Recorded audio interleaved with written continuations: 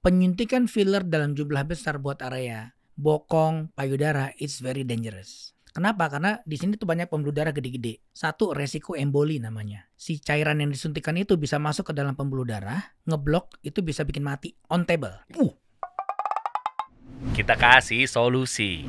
Dokter Tompi, rame dok. Ya Allah, sebelumnya saya mau klarifikasi dan minta maaf karena memang hanya mengutip. Ini gue tahu nih pasti gue diserang nih sama netizen. Makanya lu media lu main asal caplok aja lagi.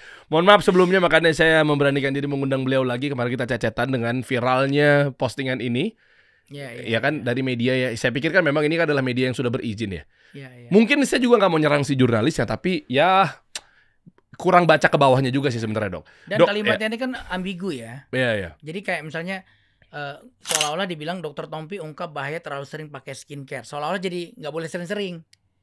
Atau nggak boleh pakai skincare. Orang nangkapnya jadi begitu, padahal enggak. Yang gue maksud itu adalah, gue jelas-jelas ngomong yang tidak boleh itu over treatment. Oke. Bukan, gue nggak pernah sebut sering-sering itu dalam artian kayak setiap hari boleh atau harusnya cukup sebulan sekali, enggak. Jadi kebutuhan skincare, terutama basic skincare ya. Basic skincare tuh sabun, moisturizer, sunblock.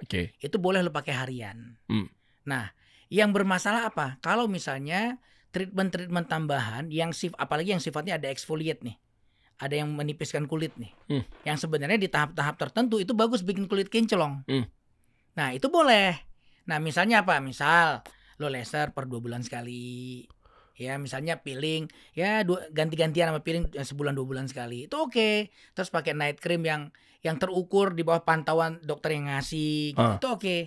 Nah, tapi kalau yang berlebihan tuh misalnya apa? Laser sebulan sampai 4 kali. Di peeling sebulan sampai 3-4 kali berbarengan sama laser. Terus dapat krim malam yang super keras isinya. Ini kan over treatment. Ini yang namanya over treatment. Oh, jadi laser tuh sebenarnya boleh apa enggak? Bagus. Laser, peeling, krim malam bagus. Tapi Anda katakan waktu itu di berita nggak boleh berlebihan. Lalu makan nasi nggak berlebihan aja lu nggak bagus. Iya. Ibadah berlebihan aja nggak bagus. Jadi nggak ada istirahat, jadi sakit. Iya betul. Iya kan. Jadi udah diatur. Allah tuh udah atur semuanya harus balance. Dan kayak kalau kita beribadah juga harus balance kan. Dunia akhirat. Ya treatment juga begitu. Harus balance, nggak boleh berlebihan. Ada lapisan yang boleh diangkat, ada yang harus dipertahankan. Nah, secara kodrat dari Tuhan nih, kodrat Allah itu udah ada tuh. Siklus kulit dari yang mulai dibikin sampai dia naik ke atas ke stratum corneum, itu dari stratum basal ke atas sampai corneum tuh kira-kira 28 sampai 40 hari. Tanpa lo ngapa-ngapain, eksfoliasi natural tuh udah terjadi. Nah, cuma kan kita pengen kinclong nih. Kalau lo pengen kinclong artinya apa? Sel-sel kulit mati tuh jangan sampai numpuk di atas. Makanya di skincarein, dibersihkan. Jadi sebenarnya eksfoliasi pekerjaan-pekerjaan tambahan yang dilakukan untuk membantu proses ini berlangsung itu bagus, tapi jangan berlebihan. Nah, yang jadi masalah tuh kalau berlebihan. Menarik ya, Dok. Ini kita runut aja, kita bahas ya, Dok ya. Dengan saya mengundang Dokter Tompi kembali karena memang akhirnya obrolannya jadinya ke ranah bisnis. Kenapa kasih solusi juga jadi akhirnya ngurusin beginian? Ini kerap kali menjadi marketing, hal-hal yang tadinya mungkin nggak wajar, tapi akhirnya diwajarkan gara-gara kebutuhan omset, bikin begini, bikin begitu, kan sempat viral masalah salmon, masalah stem cell, gitu-gitu kan. Akhirnya jadi uang semua, maksudnya ini nggak beres nih cara bisnisnya kalau memang ternyata semua dilakukannya dengan cara yang bukan wajarnya atau tidak benar. Nah, jadi sebenarnya kan harus apapun yang kita kerjakan harus ada indikasi. Jadi kalau kita di medis kan segala sesuatu tuh sesuai indikasinya, bukan sesuai cicilan. Iya dong. Iya, jangan sampai mengerjakan sesuatu tuh karena cicilan. Harus sesuai dengan indikasi. Misalnya gini, makanya gue tuh sering mengkritisi termasuk habit atau behavior dari pasien. Zaman sekarang pasien itu datang banyak yang begitu datang ke klinik, dok saya mau di laser, dok saya mau peeling. Lah dia yang ngatur. Harusnya kan dia datang tuh ngasih tau masalahnya. Dok saya punya masalah ini. Kan dia bayar tuh konsul. Jadi biar dokternya mengerjakan tugasnya, mikir, bikin program. Oke, kalau case begini, karena case yang sama aja, case yang setipe, treatmentnya belum tentu sama. Setipe nih sama-sama masalahnya misalnya flek melasma. Tapi kan dia lihat grade-nya, derajat kerusakan gimana, hiperpigmentasinya separah apa. Oh kalau ini masih bisa begini, kalau ini harus begini kan gitu kan. Nah jadi harusnya datang ke klinik. Ini buat kritik saya buat pasien ya. Datang ke klinik, jangan mau beli kayak beli sendal gitu. Jangan kayak ke supermarket habitnya. Gue mau ini dong, gue mau odol dong, gue mau deterjen. Jangan. Kasih tahu masalahnya apa. Dok, kulit muka saya kok begini ya. Saya ngerasain gini. Saya nggak suka begini. Bisa nggak kira-kira lebih baik? Nah dokternya akan mikir, oke ini ibu masalahnya ini, dia periksa segala macam. Kalau dia perlu pemeriksaan tambahan dia periksa, dilakukan pemeriksaan tambahan sampai akhirnya keluar diagnosa yang tepat, baru dia buat oke untuk mengatasi masalah ini kita akan usulin tindakannya ini kan gitu kan. Gitu baru nanti keluar situ, oh ternyata perlu laser, oh ternyata perlu peeling misal gitu, oh ternyata perlu krim malam, oh ternyata perlu supporting buat moist kulitnya dan skincare dan lain-lain. Nah jadi biar dokter yang mikir. Nah ini salah satu kritik gue ke pasien. Juga kebiasaan lain yang sering beredar di alam nyata nih, ya. Misal gini, pasien berobat pengen kinclong, nyobain suatu produk tertentu nih. Katakanlah nih sekarang langsung ke dokter yang nanganin. Ya. Kita belum ngomong skincare bebas nih, masih yang produk yang dari dokter. Datang ke satu klinik atau ke siapapun itu yang megang dia gitu. Dia ngerasa kinclong, bagus nih pakai produknya.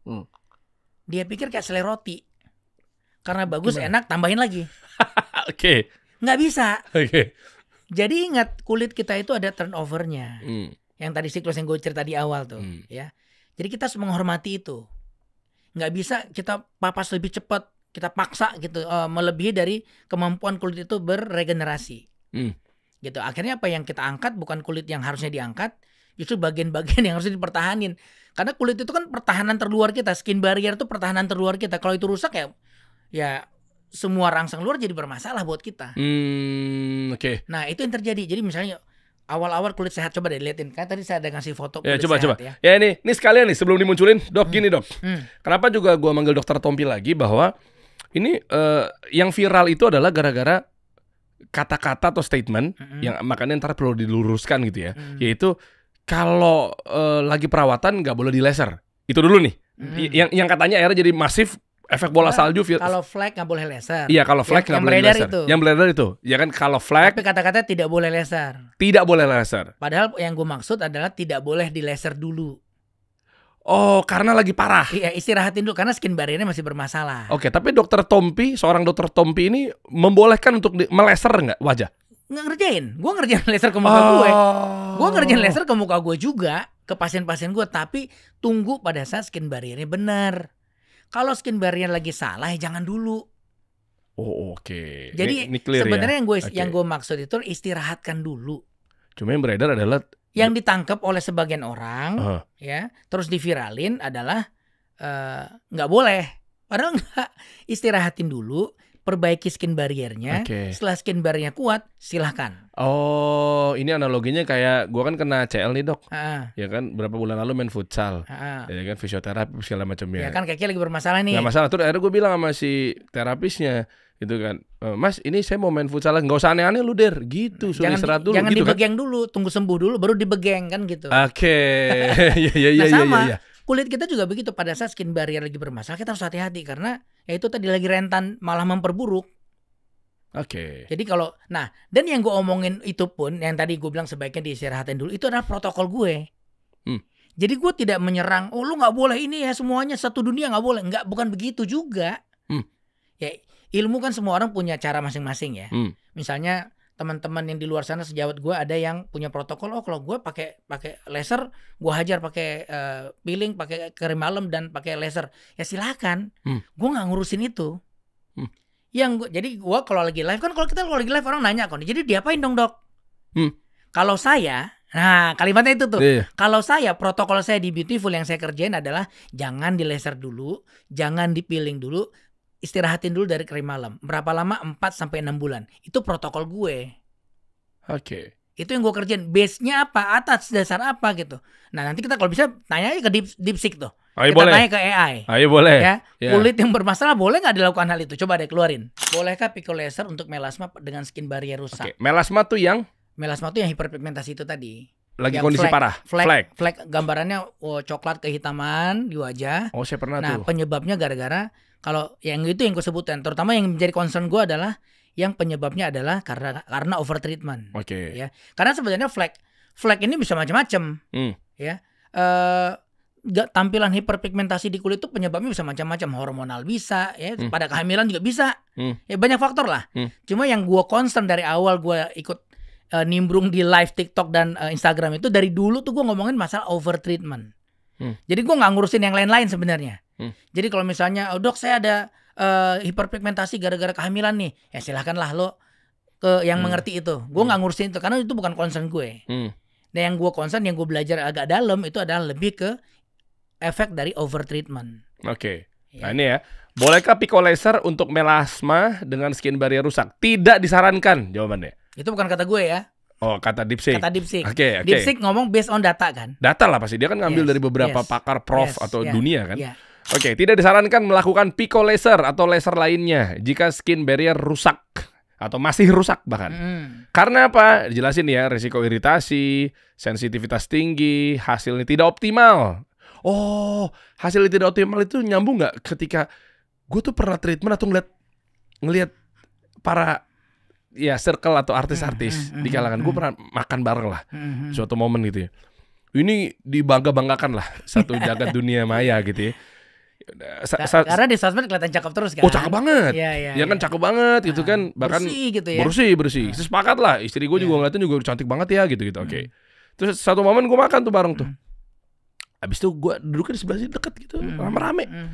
Ini tongkrongannya para artis, pokoknya lu gak bisa ikutan lah di sini lah. Bercanda. Terus tiba-tiba ngeliat terdekat, mostly dok, bahkan kayaknya semua mukanya kayak merah udang rebus ruam gitu dok. Gue bilang, kok ini beda banget ya sama yang di sosmed ya gitu. Karena kan mereka gak lagi make upan kan. Oh oke lah, nanti suatu momen. Dan gak keedit, even makeup sebenarnya kelihatan sih. Nggak keedit, kalau dari foto yang dari posting kan diedit. Jadi misal di tempat yang lo ketemu itu di foto, nanti yang tampil tetap udah cakep. Oh iya, pasti mana mau dia tampil begitu ya. Jadi kayak itu yang gue maksud. Dan semakin terus-terusan di treatment, makin bermasalah, makin parah merah. Itu versi gue ya, gue ngeliatnya begitu. Karena gue pribadi juga cabut dok. Ada salah satu klinik besar juga di Jakarta Selatan. Gue sempat hitam full, bisa dikletek-kletekin gitu. Gue nggak tahu istilahnya apa. Tapi memang kayak begitu kok, kata dia begitu. Terus tiba-tiba, oh yaudah gue jalanin. Akhirnya jujur gue trauma banget sama skincare. Gue gak apa-apain, cuma cuci muka biasa. Gak endorse ya. Gue bilang gue gak dibayar Rp1 pun sama Garnier. Udah gue pakai Garnier, gue cuci muka, selesai. Lah malah hilang. Karena sebenarnya sembuh sendiri. Jadi lo cuci muka bersih itu, dia tidak nyembuhin, tapi dia cuma ngebersihin doang, ya. Tapi karena lo tidak melakukan perlakuan lain yang menipiskan skin barriernya, artinya kan yang tadi gue bilang, Allah kan udah bikin tuh. Rejuvenasi kulit kita itu, proses kulit kita itu dari bawah naik ke atas itu sekitar 28-40 hari kan. Nah itu kan proses itu terjadi tanpa ada yang ganggu. Selama ini dia lagi naik ke atas disikat. Jadi gak naik-naik tuh. Termasuk sikatnya laser? Ya semuanya. Semuanya itu makanya ngerjainnya harus pada timing yang tepat gitu. Nah ini kan kayak disebutin tuh. Oke. Nah ini Dibonya lagi dok, ini DeepSeek lagi ya. Walaupun beberapa kan kita lihat di beberapa terakhir ini ada beberapa teman sejawat yang bikin postingan, pico laser tidak menipiskan kulit, which is kalau gue ngelihatnya malah sebaliknya. Betul, pico laser tidak menipiskan kulit pada kulit yang sehat. Ya pada kulit yang sehat, bisa ditembak ke kulit yang skin barriernya masih bagus, fine banget, bagus malah kulit lo jadi kinclong. Tapi kalau pada kulit yang bermasalah, ini kan dijelasin sama dia kenapa? Iya. Gitu. Pada kulit yang bermasalah, pada skin barrier yang rusak. Nggak begitu Ferguson. Gitu beda. Kayak cubitan kecil lah. Kalau gue analogi gini nih. Lo tangan lo sakit sehat nih. Gue cubit begini kan nggak sakit. Tapi kalau ada luka gue cubitan yang tadi yang nggak sakit jadi sakit nggak? Sakit lah. Ya logikanya gitu aja. Ada lukanya.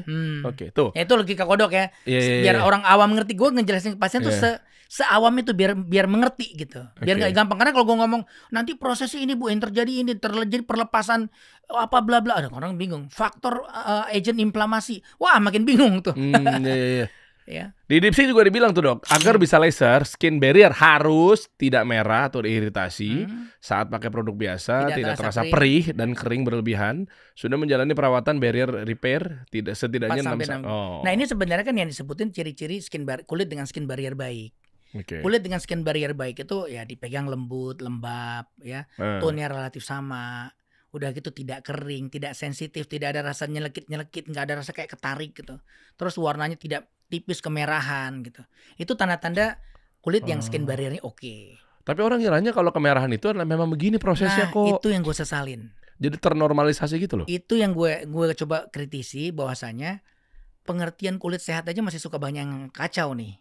Coba deh liatin yang foto yang tadi, yang sebelumnya. Coba ya. Ini sebelumnya ini orangnya yang nggak pakai perawatan ya dok ya? Yang normal. Ini ya sebelah kiri. Yang kiri tuh kulit yang relatif oke, sehat lah. Ya. Ini orang yang sama kan? Orang yang sama, belum macam-macam dia. Ya. Terus, nah ini kebetulan ke pasiennya karena datang ke gue, jadi dia cerita kan. Ini loh dok, kok gini ya? Dulu awal saya begini, dia punya tuh fotonya tuh.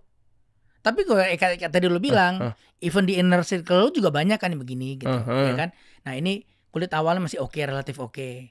Terus mulai rajin perawatan karena pengen kinclong kayak artis-artis di Instagram. Iya. Wah mulai kinclong, ngerasa bagus, mulai terus lagi loh kok mulai muncul. Mulai muncul, nah itu mulai ada telangiektasis sedikit tuh, mulai ada penipisan kulit.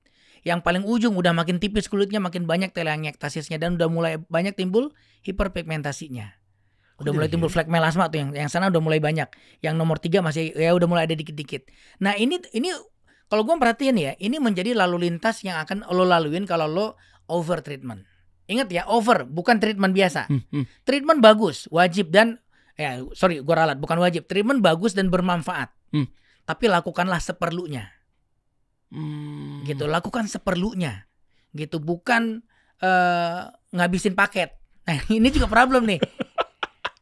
Karena gini loh, lu lihat ya, ini juga, maaf ya teman-teman semua, saya mengkritisi ini karena menurut saya gini harus dilurusin sih. Anda nyindir istri saya ya? Jangan jual. Makin parah loh istri gue waktu itu kemarin, setelah ada mengurangi udah kayaknya lurus tuh jalannya, kayaknya udah tobat dia tuh ya. Cucok lagi tuh. Gue kemarin kenapa bini gue bukannya hajar sana sini dok? Ya iya, karena kan ibu-ibu tuh gak bisa lihat diskon ya. Jadi ibu-ibu begitu ngeliat paket diskon. Jadi kadang-kadang maksud gue gini. Parah banget. Oke lanjut. Ya sekali lagi ya, semua modalitas yang tadi kita sebutin tuh semuanya baik. Itu senjata yang baik. Tapi kalau senjata yang baik kita manfaatkan secara berlebihan menjadi tidak baik. Nah jadi misalnya laser ya, kayak tadi gue bilang seperlunya, dokternya yang menilai, dia lihat oh ini perlu nih, oh ini nggak perlu, ya kerjakan kalau memang dia nilai perlu. Jangan nggak perlu pun disikat. Nah tapi pas yang tadi gue bilang ini dua-duanya ada peran saling memperkuat ketidakbenaran yang terjadi pada akhirnya. Pasien datang pengen di laser karena dia ngerasa udah beli paketnya 12 kali harga sekian lebih murah kan, dihabisin tuh dalam sekian waktu. Nah ini kan keliru. Jadi harusnya nggak apa-apa lo beli paket 12 kali, misalnya 12 kali, tapi lo paketnya kan nggak harus setiap bulan, nggak harus setiap minggu. Tapi kan dijadwalin dokternya suruh datang. Nah disinilah, nah berarti kalau sampai dokternya ngejadwalin laser sebulan sampai 3-4 kali, gua rasa ada yang harus dibenerin nih. Ada yang harus diperbaiki. Memang harusnya? Ya harusnya nggak begitu. Coba browsing deh. Ntar kalau gue ngomong gue lagi yang salah. Iya. Coba tanya ke DeepSeek lah. Is it safe to do like a pico laser 4 times a month? Coba. Boleh nggak pico laser 4 kali dalam sebulan misalnya? Pada kulit yang sehat aja. Apalagi pada kulit yang melasma. Gue kayaknya mencium aroma bau-bau marketing ya teman-teman ya. Ya kan enggak, maksud gue ini kan harus dilurusin supaya orang tahu apa yang dikerjain gitu. Bolehkah pico laser dilakukan 4 kali sebulan? Ini kita live ya teman-teman ya. Kita bisa lihat di sini nih. Tidak disarankan. Langsung jawab deh.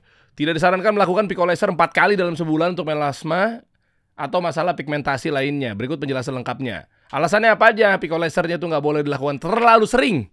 Over-treatment nih. Gitu. Resiko iritasi. Melasma sangat rentan kambuh. Skin barrier rusak. Nah kalau rusak kan jadi timbul lagi. Oh paham. Makanya itu kenapa kalau gue memperhatiin ya, ini menjadi pattern yang berulang.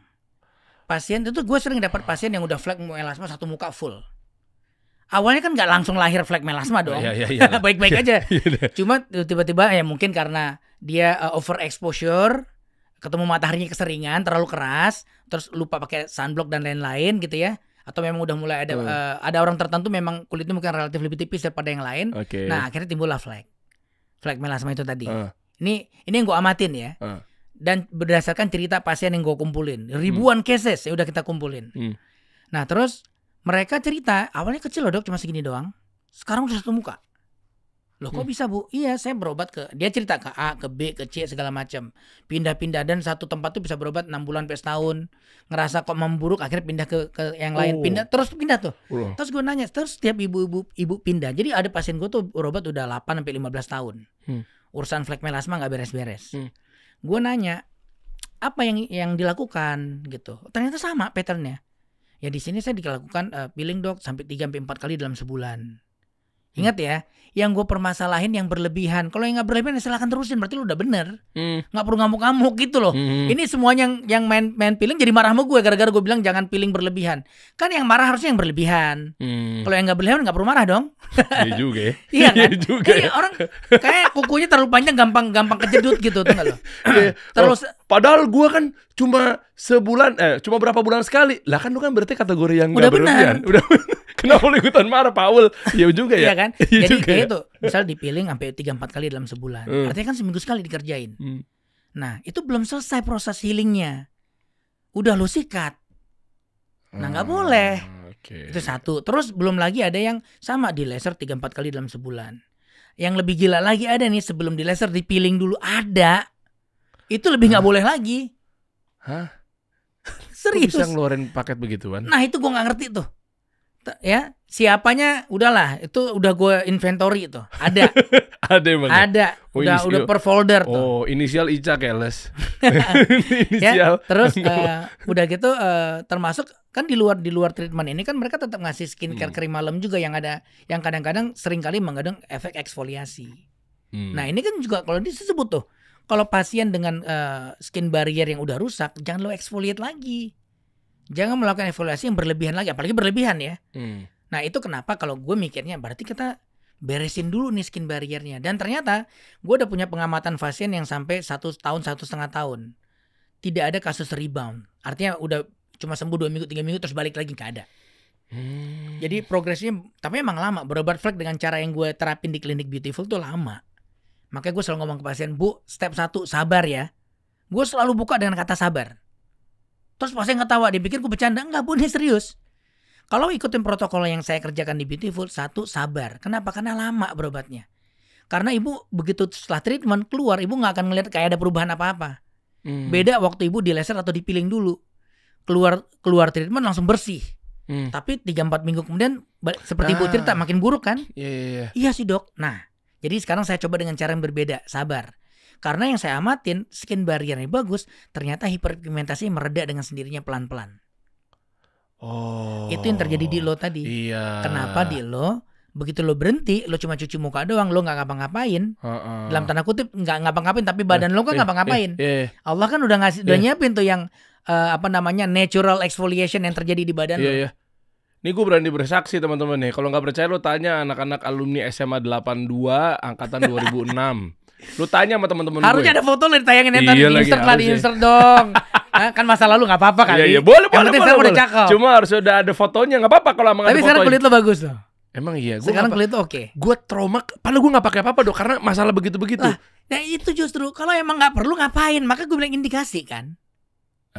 Ya kan gue kan. Lo udah tinggi misalnya, lo masih perlu obat peninggi badan. Enggak. Ya. Lo udah punya payudara besar, lo masih perlu obat memperbesar payudara. Nggak perlu. Kerjakan sesuai indikasi. Tapi kayak makanan, kayak misalnya gini ya, supaya kita sehat kita harus jaga makanan yang benar, vitamin yang benar, intake yang benar, perlu kan? Perlu. Nah itu basic skincare, itu yang gue maksud dengan basic skincare. Hal-hal dasar yang memang harus dipenuhin. Preventif, menjaga kelembapan, membersihkan kulit dari kotoran, pakai sabun yang nyaman, yang nggak bikin reaksi yang aneh-aneh gitu. Itu kan perlu. Terus karena kita makin tua, by time aja, aging aja bisa bikin skin barrier kita makin menipis. Gitu, kulit kita menipis by aging. Jadi kemampuan kita untuk menahan rangsang luar kan jadi beda. Nah, perkuat dengan sunblock. Itu kan hal-hal dasar. Ya, kayak ibarat makan ya, lo nasi putih lah. Tapi kalau lo pengen cabe, lo pengen bumbu padang, rendang dan lain-lain itu kan nggak wajib. Nah, itu kan nggak wajib. Iya. Coba kita tes sama dokter Tompi. Kira-kira kalau pico laser yang bener itu berapa kali? Nah sekali lagi, biasanya sebenarnya nggak bisa. Kalau gue sih tidak pernah mengeneralisir. Oke, untuk kondisi melasma deh. Lihat case-nya, gue nggak pernah pakai. Oh, gue tidak akan pernah pakai protokol gue ya. Sekali lagi ini protokol gue, jangan ini nanti ada yang motong lagi nih. Kata dokter Tompi nggak boleh, enggak. Protokol gue, karena gue ngelihat flek melasma ini adalah problemnya di skin barrier, terutama pada case yang kita omongin dari tadi itu case over treatment ya. Skin barrier rusak. Jadi protokol gue benerin dulu skin barriernya. Caranya gimana? Kan skin barrier yang harusnya segini sekarang tinggal segini nih. Oh iya. Artinya apa? Lo akan hidup dalam beberapa waktu ke depan dengan skin barrier ini kan. Langkah pertama apa? Jangan makin tipisin. Oke. Pertahan, lo hidup dengan dia ya udah lo perkuat aja ini dulu. Caranya ya pakai moisturizer, tambahin sunblock di reapply per 2 jam. Nah, terus jangan melakukan tindakan-tindakan lain yang bisa membuat ini semakin tipis. Yang gue maksud itu adalah termasuk laser, peeling, dan krim malam. Itu kan diperkuat sama si Dipsec juga ngomong yang sama.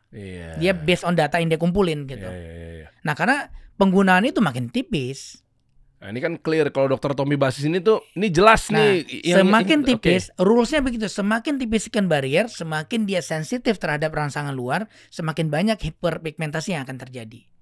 Itu yang bisa menjelaskan kenapa kalau lo udah punya flek melasma gara-gara kerusakan skin barrier, terus di treatment dengan cara misalnya penggunaan yang modalitas tadi ya, laser, peeling, dan krim malam, apalagi berlebihan, ya itu nggak heran. Bulan-bulan berikutnya lo akan kembali dengan masalah flek melasma yang lebih lebar dan lebih berat. Oh ya.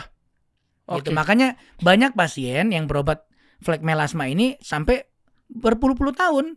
Gue tuh banyak pasien yang udah berobat 15 tahun sampai nyerah. Sampai ketemu gue aja tuh, waktu ketemu gue konsul ya, opening statementnya apa coba? Dok, ini harapan terakhir saya. Saya udah kemana-mana, saya tuh udah bosen. Sampai yang nangis tuh banyak banget. Ya Allah. Yang nangis tuh banyak, dan bukan orang susah. Mereka tuh mampu sebenarnya buat bayar treatmentnya. Dan dia treatment gitu kan mahal tuh yang tadi yang gue sebut tuh. Nggak ada yang murah itu. Ya, alatnya aja MM-an harganya. Gitu. Tapi ya itu, kerjakanlah, pesan gue, kerjakanlah sesuai indikasi. Nah, kalau indikasinya tepat, hasilnya pasti bagus. Nah, jadi buat sejauh di luar sana yang ngerasa udah ngelakuin bagus dan hasilnya baik, berarti lu udah bener. Nggak usah tersinggung. Gue nggak nyinggung. Makanya dari awal tuh gue nggak pernah mention siapa, gitu, di mana, enggak. Karena bukan itu poinnya. Poinnya adalah how, apa yang dikerjakan. Ayo kita evaluasi bareng-bareng gitu. Kita lihat. Kan lucu ya. Kayak pasien yang tadi gue cerita nih. Dia berobat 10 tahun. Pindah. Metodenya sama. Setiap dia pindah metodenya sama. Terus setiap bulan dia ngerasa perburukan. Dia nanya ke dokternya, dok kenapa makin buruk ya? Kan ternyata cuma dikit, karena udah satu muka. Dokternya bisa ngejawab, sampai akhirnya dokter sering jawab gini nih. Ini cerita pasien ya, sekali lagi ini cerita pasien. Dan gue bukan bermaksud untuk merendahkan siapapun, enggak. Dan gue nggak mention siapa. Tapi cerita yang pasien sampaikan, kata dokternya, dok, ya melasma memang begini, nggak bisa disembuhkan. Ada yang ngomong begitu. Ada juga yang ngomong gini, ya melasma memang begini, hilang sebentar nanti akan timbul lagi. Nanti kalau timbul ya di laser lagi, dipiling lagi, dipigmentasi lagi. Ada yang ngomong begitu. Ibu sih main matahari, gitu kan? Ibu sih main matahari. Harusnya ibu harus pakai sunblock yang rajin. Padahal dok, saya tuh kerja di ruangan tertutup, nggak ada matahari. Saya keluar rumah aja takut sekarang. Udah pakai payung, pakai masker, pokoknya semua dikerjain. Tapi tetap kayak gini, gitu. Nah itu, jadi kan gue ngeliat ini kan ada isu penting yang harus ditelaah ulang. Jangan-jangan kalau ada yang protokolnya nggak benar, ya ini bisa menjadi masukan, kan begitu kan? Ya maksudnya kan aneh ya, lo ngelakukan satu prosedur berulang-ulang, semakin memburuk, tapi kalau ulang terus, iya berarti kan udah kelihatan dok. Tebakan gue ya, ntar lo juga jangan nyerang gue juga nih. Tebakan gue kan berarti kan percuma lo ngulang-ulang berkali-kali, tapi kalau memang akar fundamentalnya permasalahannya adalah di situ-situ aja, nggak akan bener lah dok. Nggak tahu ya, ini gue pakai ya awam kan akan melihat. Awam gue ngeliatnya begitu. Gue di bisnis deh. Kalau lo ikut mikir kan jadi begitu kan. Iyalah. Cuma maksud gue gini, ya at least buat kita yang secara saintifik memang belajar di bidang ini, ya harusnya kita lebih kritis dong. Ya maksud gue, sampai akhirnya pasien ngomong gini, ya kalau gitu kalau semakin memburuk ya mendingan dari awal saya nggak usah diapa-apain. Oh iya dong. Yang tadinya masalah cuma segini, kok sekarang jadi satu muka. Case gue pribadi. Iya kan. Kalau gitu ngapain gue begini-begini aja juga. Ya mendingan ada dikit kan. Iya. Daripada satu muka. Iya. Tapi gini dok, pertanyaannya gini. Ini juga ramai juga nih dari netizen. Anda kan dokter bedah plastik. Apa urusannya? Ngurusin SPK bedah plastik itu. Yang pertama gini, gue klarifikasi dulu ya. Gue tuh sekarang dokter bedah plastik subspesialis estetik lanjut. Makin ngerucut. Jadi gue memang concern gue adalah urusan estetik. Dan di estetik lanjut itu kita belajar tidak hanya bedah plastik yang sifatnya motong-motong, gedein, ngecilin, termasuk prosedur non-surgical. Jadi kalau misalnya nih contoh nih, gue ngerjain facelift. Waktu gue ngerjain facelift, udah kita tarik, udah segala macam udah beres, tekstur kulitnya langsung kita rapiin di on table. Di situ kita bisa pakai laser, kita bisa pakai peeling, bisa pakai segala macam, termasuk misalnya penggunaan PRP dan lain-lain as needed, plus fat transfer dan lain-lain. Ya, nah buat yang non surgical tuh kayak misalnya itu tadi penggunaan laser, peeling, krim-krim pendukung itu gue belajar, gitu karena gue ngedalamin estetik lanjut. Nah belajarnya di mana? Nggak di sini, karena di sini belum ada yang ngajarin. Jadi gue belajar di luar. Setiap gue ikut misalnya pertemuan internasional tuh pasti ada kelas non surgical. Oh oke. Gitu, dan di browsing aja deh dokter-dokter kayak di US, di mana-mana yang dokter bedah plastik banyak banget yang concern urusan flek melasma. Jadi bukan gue doang satu-satunya di dunia. Itu yang pertama. Terus yang kedua, ilmu bedah plastik itu sendiri ada ilmu jaringan. Jadi bedah plastik itu ada dua, ada estetik, ada rekonstruksi. Yang kita urusin tuh apa? Jaringan. Mulai dari rambut, makanya tanam rambut masuk bedah plastik. Oh oke. Tanam rambut, terus ngurusin kulit yang kayak kalau di luka bakar nih kan kulit bisa hilang tuh. Kita pindahin kulit dari tempat lain untuk nempelin kulit yang udah kebuka, yang udah hilang. Itu namanya skin grafting. Itu bagian dari bedah plastik. Jadi kita udah terbiasa tuh ngelihat tekstur kulit, ngelihat lapisan-lapisan kulit. Nah sebenarnya ilmu yang gue ngelihat ya, banyak banget cross sectionalnya, pertemuannya antara yang gue pelajarin di misalnya kayak luka bakar gitu dengan apa yang terjadi di terapan pada kalau kita pengen kulit cakep. Jadi kalau di luka bakar tuh ada grade 1, grade 2A, 2B sampai grade 3. Nah, kalau grade 1 tuh kerusakan di lapisan epidermis saja, makanya lo sunburn. Lo misalnya keluar kena matahari gosong kan? Nah, itu karena yang rusak cuma lapisan terluarnya aja. Habis itu dibiarin seminggu, 2-3 minggu didiemin juga balik lagi. Okay. Tanpa perlu treatment khusus gitu. Tapi kalaupun lo mau kasih pelembab aja dia akan balik dia. Grade 2A tuh beda lagi. Epidermis sama sebagian dermisnya udah ada yang kena. Oh semakin dalam ya. Grade 2B lebih dalam lagi. Nah itu dampaknya beda-beda tuh. Kalau di grade 2A sampai ada bule, misalnya bule itu yang kayak melenting yang ngisi air itu. Nah grade 2B lebih dalam lagi. Grade 2B pasti bekasnya akan kelihatan lah pada proses penyembuhannya. Nah sebenarnya kayak treatment yang kita kerjain kayak pengen bikin kulit kinclong, yang kita lakukan itu jangan sampai kedalaman perlakuan kita itu menyentuh lapisan yang dalam. Ya kalau dalam sama aja kayak lo bikin luka bakar gitu. Ininya ya yang terjadi seolah-olah ya. Cuma penyebabnya beda. Kalau luka bakar kan lo kena api atau kena chemical gitu. Kalau pada perawatan kulit itu bisa terjadi, itu komplikasinya. Pada saat misalnya di laser terlalu dalam, energi terlalu besar, yang terjadi apa? Luka bakar. Makanya kadang-kadang sampai putih tuh. Ada tuh bekas di laser sampai putih-putih. Nah itu gara-gara kedalaman. Gitu, kedalaman terlalu kuat energinya kalau kita di luka bakar, jadi bisa menimbulkan ke arah hypertrophic scar atau bahkan hypertrophic scar gitu. Nah, tapi kalau misalnya kita ngomong misalnya sampai ke urusan chemical peeling juga sama. Chemical peeling tuh bisa bikin burn by chemical. Makanya kan kalau chemical peeling tuh setelah dioles, kita harus ngitung benar tuh, ngelihat perubahan kulit terjadi begitu udah mulai reaksi berlebihan. Sebelum bereaksinya berlebihan, ngerusak lebih dalam, kita harus stop.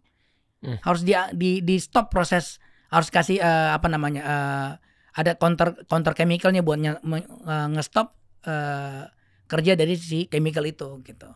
Nah kalau dibiarin kedalaman bisa parut. Gue pernah beberapa kali itu nemu kasus yang peelingnya kedalaman, akhirnya mukanya jadi parut semua. Bukannya cakep malah jadi parut karena kedalaman, telat dia nyetopnya. Gitu, harusnya sekian waktu gitu. Nah ini kelebihan gitu. Nah, jadi makanya kalau peeling tuh nggak boleh ditinggal. Walaupun misal dibilang sekian detik gitu. Pada orang tertentu bisa jadi lebih cepat, lebih dalam sekian detik. Jadi harus stop. Maka harus benar-benar diliatin. Begitu udah set langsung di stop, langsung kasih larutan netralisir. Ya ini kira-kira gitulah ya. Nah itu. Jadi jadi buat yang nggak tahu, oh kok bidangnya lo kan bedah plastik, karena mereka mungkin mikirnya bedah plastik itu cuma gedein payudara, kecilin payudara, manjungin hidung, manjangin penis. Ya enggak cuma itu doang. Itu cuma sebagian kecil dari pekerjaan kita gitu. Boleh tahu nggak dok ukurannya, bahwa sebutin satu treatment aja deh. Misalnya yang akhirnya seakan-akan kita menepis stigma nih nantinya, kayak kenapa ngurusin bedah plastik estetik gitu kan ke dalam SPKK gitu kan, spesialis kulit dan kelamin. Kayak misalnya contoh simpelnya apa ya? Saya coba tebak-tebak bawah manggis aja. Kayak misalnya kayak ada tadi PRP atau segala macamnya. PRP kan penyuntikan gesek-gesek apa segala macam tuh. Ya, kan. Nah, ada urusannya nggak sama dokter bedah plastik estetik? PRP itu kita pakai banyak banget pada bedah plastik. PRP di mana? Teknis sedikit. PRP itu di lapisan mana? Di rolling gitu. PRP itu kan sebenarnya plasma darah yang dipreservasi waktu lo ambil darah kan, dia ambil darah dulu, sel darah merahnya dipisahkan, plasmanya di save, terus diprocessing, terus dimasukin lagi ke area yang kita mau. Makanya mereka pakai roller tuh caranya macam-macam. Caranya macam-macam. Ada yang dengan cara membuat perlukaan di kulit, luka tipis, memang itu yang pakai di roller tuh. Iya. Yang kayak namanya sempat populer Dracula apa gitu namanya, ya kan? Tahu. Nah, terus baru di-apply. Jadi kan obatnya si plasmanya akan masuk. Karena udah ada perlukaan, udah ada pintunya. Gitu kan? Nah, kalau gue memilih untuk tidak membuat perlukaan, apalagi pada kasus flek melasma ya. Karena kan orang kulit darah tipis lo bikin perlukaan makin tipis dong. Oh, I see. Nah, ini yang gue pikirin ya. Makanya gue nggak pakai metode itu. Yang gue kerjain apa? Ya udah, kalau emang gue ngerasa PRP itu bermanfaat pada kasus ini, gue suntikin aja. Oh, berarti kalau suntik lebih dalam? Iya, dalam atau tidak kan tergantung dari tujuannya. Kita mau ngapain nih? Ya, tapi intinya adalah kita mendeliver obat itu, si plasma itu ke dalam untuk mempercepat proses rejuvenasi, misalnya ngerangsang apapun yang lo mau lah. Kan itu udah ada evidence base-nya. Nah, buat apa gitu ya? Nah, tergantung kedalaman luka. Pada luka pun sangat bermanfaat. Even pada luka terbuka loh. Kita ngerawat luka terbuka bisa menggunakan PRP. Ya, kita menggunakan pada kayak mau tanam rambut nih, biar rambutnya lebih cepat subur dan lebih cepat tumbuh dengan bagus, nggak gampang rontok lagi. PRP. Jadi PRP itu banyak banget dipakai di pengobatan wound healing, pada treatment estetik itu banyak banget. Jadi bukan barang baru. Dan ini yang gue pakai. Cuma kan di PRP yang gue pakai buat penanganan flek melasma kan kita modified. Karena gue tahu gue targetnya di mana. Biar lebih works. Yes. Oh, paham. Gitu, gue deliver ke tempat yang gue mau. Gitu. Saya sempat pelajarin di Dr. Tompi punya klinik gitu ya. Kan pasti kan kita riset tipis-tipis lah. Kayak misalnya, kenapa Anda lakukan bukan PRP tapi T-plasma? Boleh tahu nggak maksudnya? T-plasma itu namanya. Jadi sebenarnya T-plasma itu base-nya adalah mirip seperti PRP. Tapi cuma kan gue kalau nanti gue ngomong PRP, T-plasma itu adalah jadi setiap klinik itu kan pasti punya apa istilahnya, kayak naming ya. Iya. Gue nyebutin kayak misalnya di sana sebutnya peeling diamond. Nah, peeling diamond itu kan adalah peeling yang gini gitu. Nah, T-plasma itu base-nya adalah PRP. Tapi kenapa akhirnya banyak pelanggan pilih itu dan lebih? Karena caranya. Ya sama aja kayak gini lah, lo jualan gado-gado gitu. Kenapa gado-gado lo laku, gado-gado tetangga lo nggak laku? Ya gue punya cara tersendiri. Yes, cara lo bikin gado-gadonya beda. Cara lo nyampur bumbu kacang ini supaya jas gitu tuh beda. Nah, itu yang gue kerjain. Jadi PRP yang gue siapin buat membantu penyembuhan pada skin barrier ini ya, itu ada kita punya cara lah. Dan gitu. Cara itu cuma ada dimilikin sama dokter bedah plastik yang estetik. Gue nggak bisa, gue nggak bilang begitu. Yang pasti gue mikirin gimana how it works. Kita belajar ya. Jadi belajar kayak misalnya centrifuge-nya, terus layering yang ditargetin, itu kan ada. Cuma kan nggak semuanya punya passion mungkin buat ngurusin beginian. Tergantung learning-nya. Even dokter bedah plastik nggak semuanya kok di Indonesia yang punya passion buat ngurusin begini.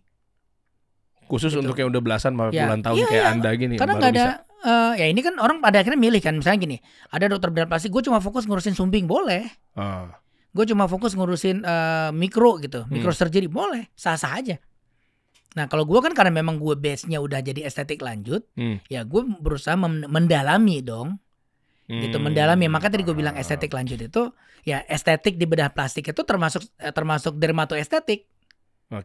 Gitu, termasuk dermatoestetik yang buat menerapkan prinsip-prinsip yang non surgical. Nah metodenya macam-macam. Nah tapi kalau PRP sendiri sebenarnya itu barang lama yang kita udah banyak bermain di wound healing. Ya kita banyak pakai tuh. Pada treatment scar, perbaikan tekstur kulit itu banyak banget kita pakai. Jadi bukan barang baru. Dan akhirnya banyak sekali responnya. Gue nggak tahu nih Dokter Tompi sempat tahu apa enggak. Gue udah sempat ngumpulin juga sih hal-hal yang viral yang dibahas juga sama dokter SPKK. Ini kayaknya bakal rame juga ya. Tapi sebelum gue munculin ke layar, berarti kesimpulannya teman-teman, antara PRP ini pilihan lo juga ya. Tapi sekarang masyarakat udah pada tahu. Makanya ada satu cuplikan nanti kita nonton bareng-bareng. Dan ini udah konsumsi publik ya anyway ya. Kita disclaimer ya. Jadi nggak maksud untuk ngebongkar aib apa segala macam. Jadi udah diposting juga. Yang mana memang ternyata kesimpulannya masyarakat udah pada pintar. Makanya kenapa nih bahasa gue ya. Kenapa akhirnya mereka juga memilih ke T-plasma ketimbang PRP yang memang lapisannya hanya di epidermis. Bahasa gue ya. Tapi gue ralat dikit tuh. Gimana? Gue rasa statement itu harus dikoreksi sih. Gimana karena nanti kesannya kayak seolah-olah PRP itu T-plasma cuma gue satu-satu di dunia kerja. Paham. Tapi mungkin lebih ke T-plasma atau PRP compare tuh penggunaan modalitas lain. Oke. Boleh. Oke. Maaf saya ralat ya, tapi kan memang ini kan bahasa awam dari saya ya. Kayak misalnya tadi kan lapisan kulit. Gini deh. Nih gue sebagai awam ya memang lumayan tahu tentang bukan tahu ya, tapi lumayan baca lah detail apa segala macam ya. Koreksi kalau gue salah ya, Dok ya. Iya. PRP itu yang maksud gue gini. Kan kita berangkat dari tujuan, goalsnya adalah gimana caranya masuk dalam jaringan. Simpelnya gitu kan. Kalau lo bisa kenal sama yang di dalam, kenapa lo harus ngobrol dari teras? Kan simpelnya gitu. Ini ada pintu nih. Gue tahu si Dery ternyata kerjanya main game mulu. Lihat dari mana lo? Dia nggak pernah keluar rumah. Lihat dari mana? Depan teras. Lah, kok lo justifikasi? Ya kan? Simpelnya gitu kan. Tapi kalau yang kedua, gue tahu kayak Dery kerjanya main game mulu nih. Tahu dari mana lo? Gue ke dalam rumahnya. Kan jadi kita lihat dari dalam dong. Yes. Oh, gue ngeliat dia main di komputer apa segala macam ya, dia nggak pernah keluar. Ke situ ya. Masuk. Nah itu kan analoginya dari gue ya. Akhirnya kalau tadi misalnya, maaf ya, nih bahasa guanya awamnya adalah roller, ya lu gesek-gesek jarumnya kecil. Karena gue juga pernah di roller anyway. Gesek-gesek kecil-kecil, berdarah, ya segini gitu loh. Tapi yang tadi dokter sebutkan adalah superficial, karena kalau kedalaman malah jadi parut. Oke. Jadi nggak mungkin derma roller itu membuat perlukaan dalam. Oke, tapi karena kan kalau kedalaman jadi kayak luka bakar grade 2AB. Ya. Yang tadi gue cerita kerusakannya. Betul. Tapi kan logikanya gimana caranya kan masuk dalam jaringan kan? Makanya dia buka akses kan. Buka akses lewat masuk dalam. Tadi kan lu bilang makanya derma roller tuh pasti superficial kerusakannya. Nah, kerusakan superficial itu malah ngerangsang proses penyembuhan. Sel kulit muda muncul dan itu harusnya bagus. Oke. Nah, makanya balik lagi ke cara ngerjainnya bener nggak? Karena ada kok yang ngerjain roller tapi karena kedalaman terlalu bersemangat mungkin, malah jadi parut. Oke. Nah, tapi sebenarnya yang boleh dikerjakan pada tipis, tapi itu pada kulit sehat ya. Misalnya kalau pengen kinclong, lo ngerasa.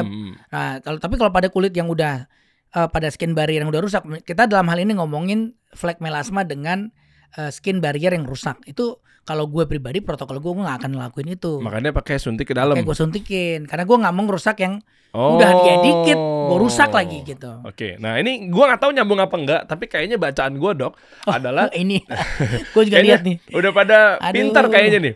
Tapi tahu ya Dok ya, ini konsumsi publik ya. Saya justru pengen kita bahas. Nggak apa-apa lah ya, nggak apa-apa. Lah kan udah diposting juga, ya kan sama beliau juga kan. Justru gue pengen tahu nih lebih detail. Nggak maksud nyari ribut teman-teman semua, tapi di sini kita sama-sama edukasi. Disclaimer ya.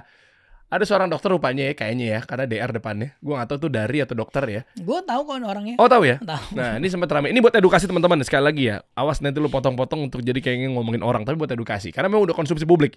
Kalau bukan konsumsi publik, gue nemu video-videonya cuma lewat airdropan, gue gak akan bahas. Karena jadinya aib dan fitnah. Oke? Gue gak tahu ini bisa dibahas nggak lebih detail. Malah mau buka klinik melasma, mau nyari yang bilang melasma nggak boleh di laser. Taunya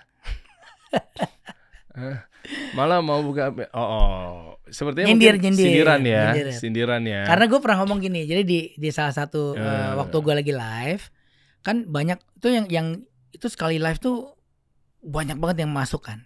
Gue pernah masuk juga kok. Terus mereka tuh pada naikin ya, Dok, tapi di tempat saya nggak ada nih T-plasma.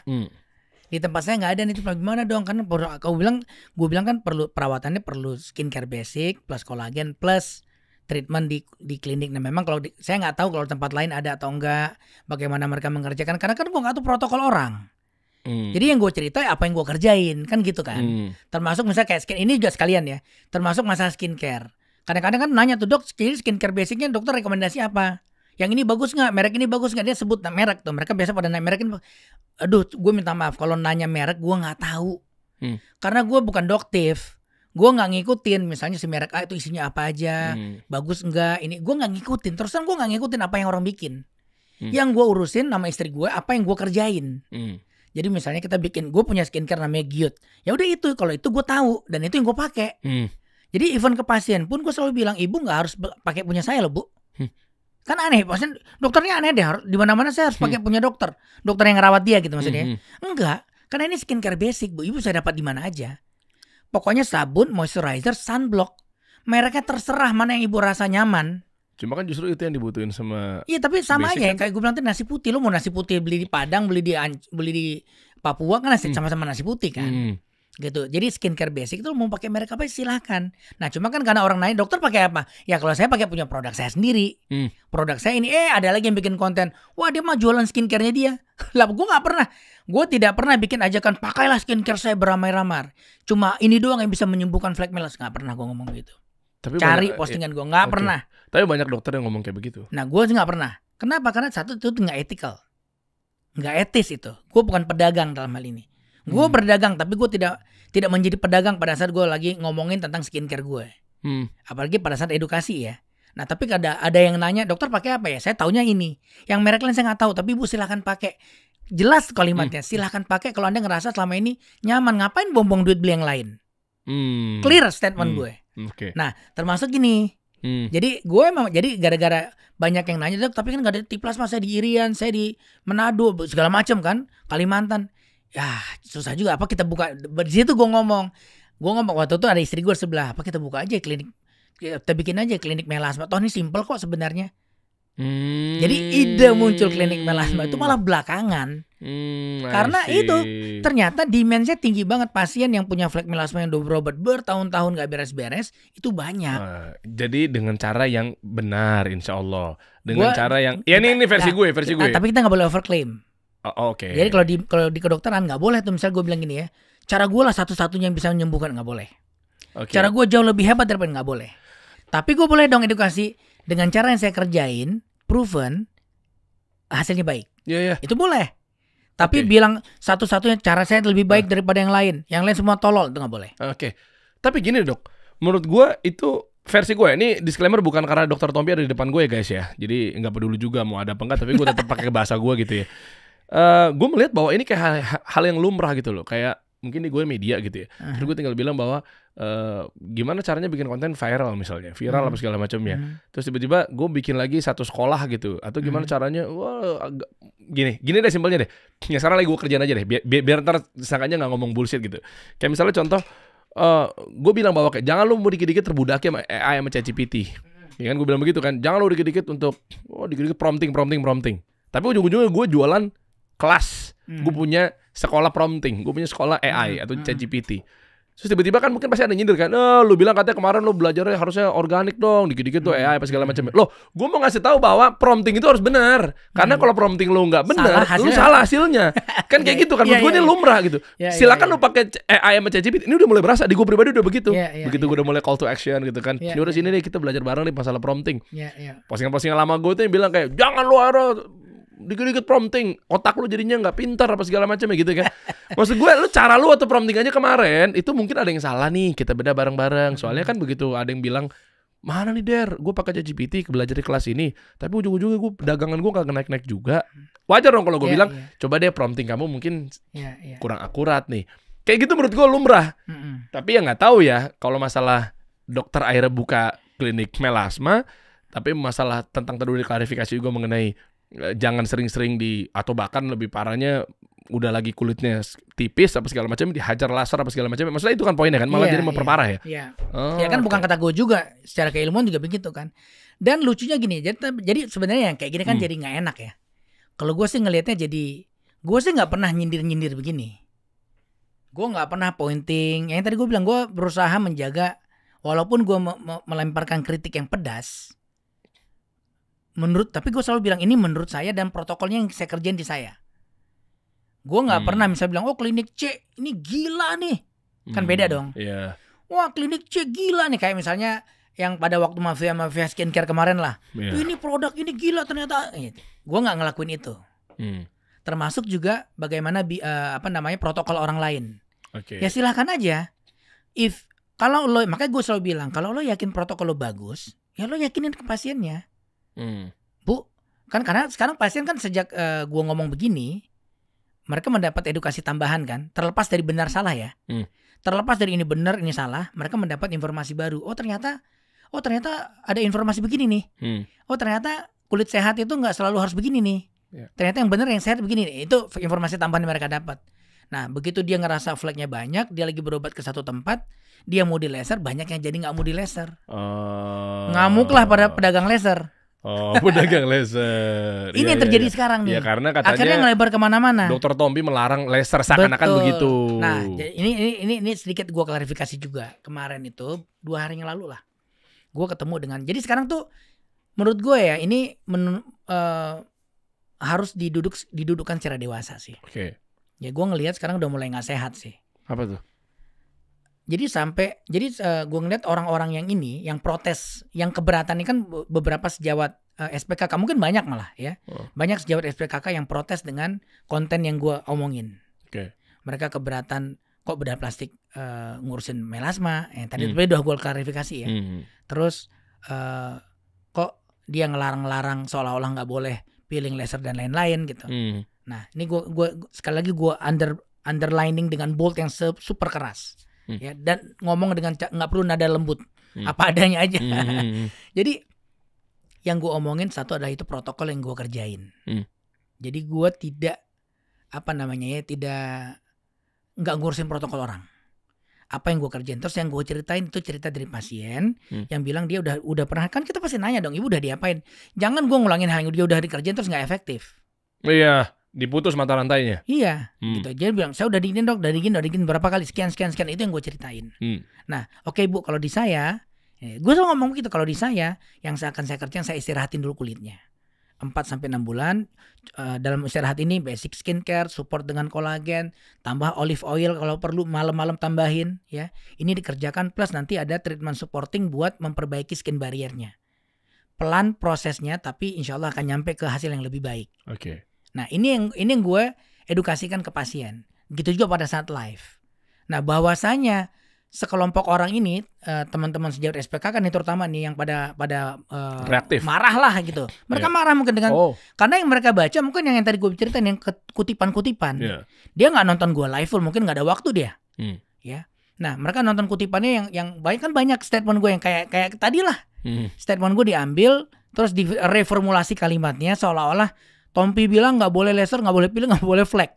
Nggak boleh krim malam. Itu pada semua, seolah-olah satu pada semua kasus. Even pada kasus melamar pun nggak boleh sama sekali. Padahal nggak, gue bilang istirahatin dulu. Dan itu protokol gue juga gitu. Jadi kalau misalnya lu punya protokol beda, silakan yakinin ke pasiennya dong. Wah protokol saya pakai Bu dan bagus kok hasilnya nih, lihat nih. Kan sudah. Bisa, kan gitu kan. Udah. Nah, jadi kan harusnya seperti itu nih. Nah jadi mereka pada marah nih. Sampai akhirnya kenapa gue bilang jadi nggak sehat. Sebagian orang-orang ini akhirnya jadi membawa-bawa organisasi besar. Iya, perhimpunan dokter kulit. Perdoski itu sampai ngirim surat ke Perapi. Ini gue kasih tahu aja. Perdoski ngirim surat ke Perapi, minta menanyakan apa yang gue kerjain. Nanya evidence base-nya apa. Terus pokoknya berhubungan dengan konten sosial media gue lah. Terus gue dipanggil sama Perapi gue buat mengklarify ini. Terus gue jelasin apa yang gue kerjain.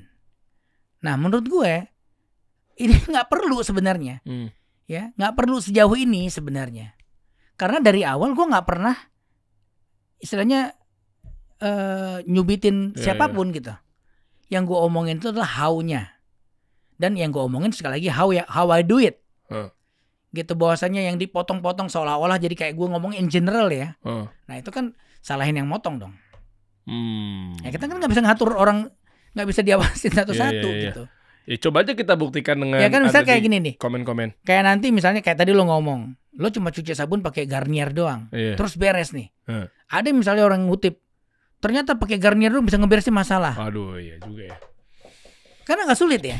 Nah, iya. Padahal kan lo cuma cerita gue cerita gue karena gue pengalaman begini, gue punya traumatik begini. Padahal poin pentingnya sebenarnya bukan gara-gara lo pakai Garniernya. Iya. Setelah lo stop semuanya kok lebih bagus. Itu poin utamanya sebenarnya. Oke, I see. Jadi menurut gue ini udah mulai agak kejauhan dan itu kenapa gue ngerasa ini kayaknya nggak bener deh. Jadi, nah lucunya apa? Gue tanya. Jadi 2 hari yang lalu gue ketemu nih sama salah satu anggota Perdoski-nya. Pas ada pertemuan di Dinkes, kita ngobrol. Terus gue nanya, kalian tuh keberatannya apa sih sebenarnya? Iya soalnya dokter Tompi ngomong begini-begini. Terus gue kasih tau, lo dengar di mana gue ngomong gitu? Lo denger nggak gue kasih tau begini gitu? Ya enggak dok, soalnya yang beredar kan itu. Nah, ya dengerin dong yang versi utuhnya biar nangkep secara general apa yang ingin gue sampaikan. Kalau itu keliru baru boleh lo marah-marah.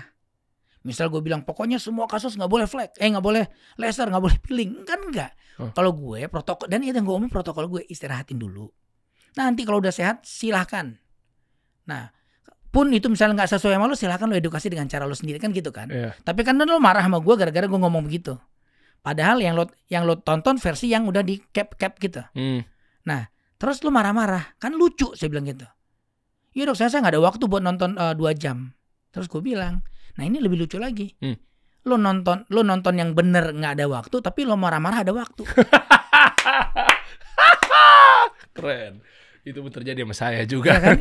Itu pertama tuh. Yang kedua, bahkan di antara sesama mereka sendiri, itu banyak yang nge-DM gue, saya setuju dengan Dr. Tompi. Orang penting loh. Mantan guru dan termasuk salah satu profesor malah. Ya, di luar yang teman-teman yang muda-muda yang ngerjain dengan cara seperti mirip-mirip metode yang gue kerjain pun ada. Gitu, mereka juga, gue juga setuju sih sebenarnya mau disampaikan, gue juga bingung kenapa dia marah gitu. Nah, cuma kan sayang yang akhirnya kan perhimpunannya jadi kayak ke sundut gitu. Jadi kayak ikutan bereaksi, padahal sebenarnya yang gue omongin, makanya kalau gue sih ayo deh kalau mau, ayo kita diskusi dulu di atas meja yang rapih gitu. Ya ngopi-ngopi cantik gitu. Udah, wacana itu udah ada sebenarnya. Cuma sampai sekarang nggak tahu, udah naik ke gue, tanggal sekian bisa nggak? Gue udah bilang bisa, tiba-tiba nggak jadi. Jadi kayak takut entah apa, gue nggak ngerti juga sih. Iya kan, mungkin nonton versi fullnya. Pas nonton versi fullnya juga kayaknya seakan-akan orang awam pun juga sepakat dalam hal kalau lagi merah, makanya mau kan marah. Lo lihat di sini nih, yang kan, komentar orang-orang. Coba kita baca ya. Ini kita cek aja di komentarnya. Gue udah lama ngelihat ini, tapi gue sendiri malah males komentarnya gitu. Dok, ini keren dok. Orange 17 nih dok. Ini menyambung statement saya tuh tadi beberapa menit yang lalu lah, yang saya bilang pentingnya ilmu nih. Pentingnya jangan, tadi kan dokter bilang pindah dokter, ujung-ujungnya sama aja. Berarti gue bilang ya harusnya dibenarkan akar fundamentalnya gitu lah. Ini dokter-dokter yang kliniknya bermodalkan alat-alat laser canggih pasti ketar-ketir. Karena klinik M di Jakarta, klinik L di Surabaya dan lain-lainnya kalian jiper karena dokter-dokter di klinik kalian kebanyakan hanya dokter umum. Serius loh.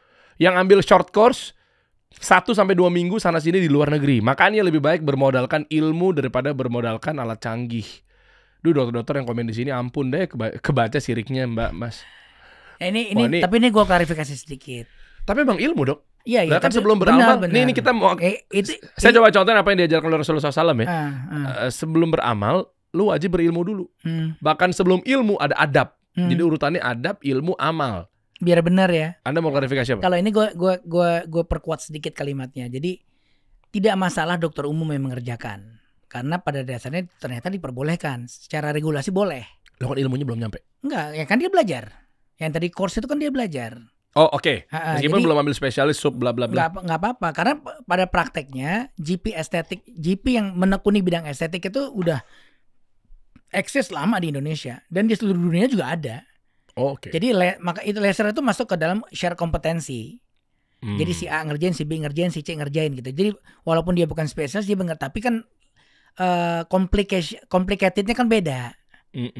Kayak misalnya pada kasus yang ringan, yang in general, yang umum sering ketemu, mungkin GP estetik mampu mengerjakan itu. Dia punya basic knowledge-nya. Dan dia belajar, kan dia ikut kursus segala macam. Walaupun cuma 1-2 minggu, tapi it's enough gitu.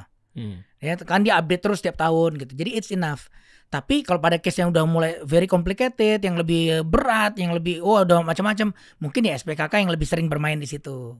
Nah, tapi kan pada case yang istilahnya case yang umumnya kan semua bisa dua-duanya ngerjain kan. Jadi di sini pentingnya mengerti tentang share kompetensi, termasuk bedah plastik dalam hal ini. Tapi bener bedah plastik estetik boleh ngurusin SPKK? Coba saya penasaran sama bukan ngurusin SPKK, ngurusin kulit. Maaf, salah lagi gue nih. Iya, bener-bener ntar dipotong lagi. Ngurusin kulit, coba. Boleh nggak bedah plastik? Coba. Pokoknya saya di sini kalau saya objektif teman-teman ya. Maksudnya kalau emang salah gitu ya. Salah. Makanya kan justru saya tantang nih Dipsik dan juga ada Dr. Tompi depan ini. Kita mainnya secara clear aja, udah langsung buka aja deh. Coba tulis Tiara. Udah cari ya. Apakah mengobati flek melasma ini masuk dalam keahlian ilmu bedah plastik yang menangani bedah plastik estetik? Jawabannya dia adalah ya. Mengobati melasma termasuk dalam lingkup keahlian dokter spesialis bedah plastik estetik, terutama yang memiliki subspesialisasi dalam dermatologi, kosmetik atau laser. Ya, makanya gue sekolah lagi. Makanya gue dapat subspesialis estetik lanjut, kalau di Indonesia istilahnya gitu. Subspesialis estetik lanjut. Oke.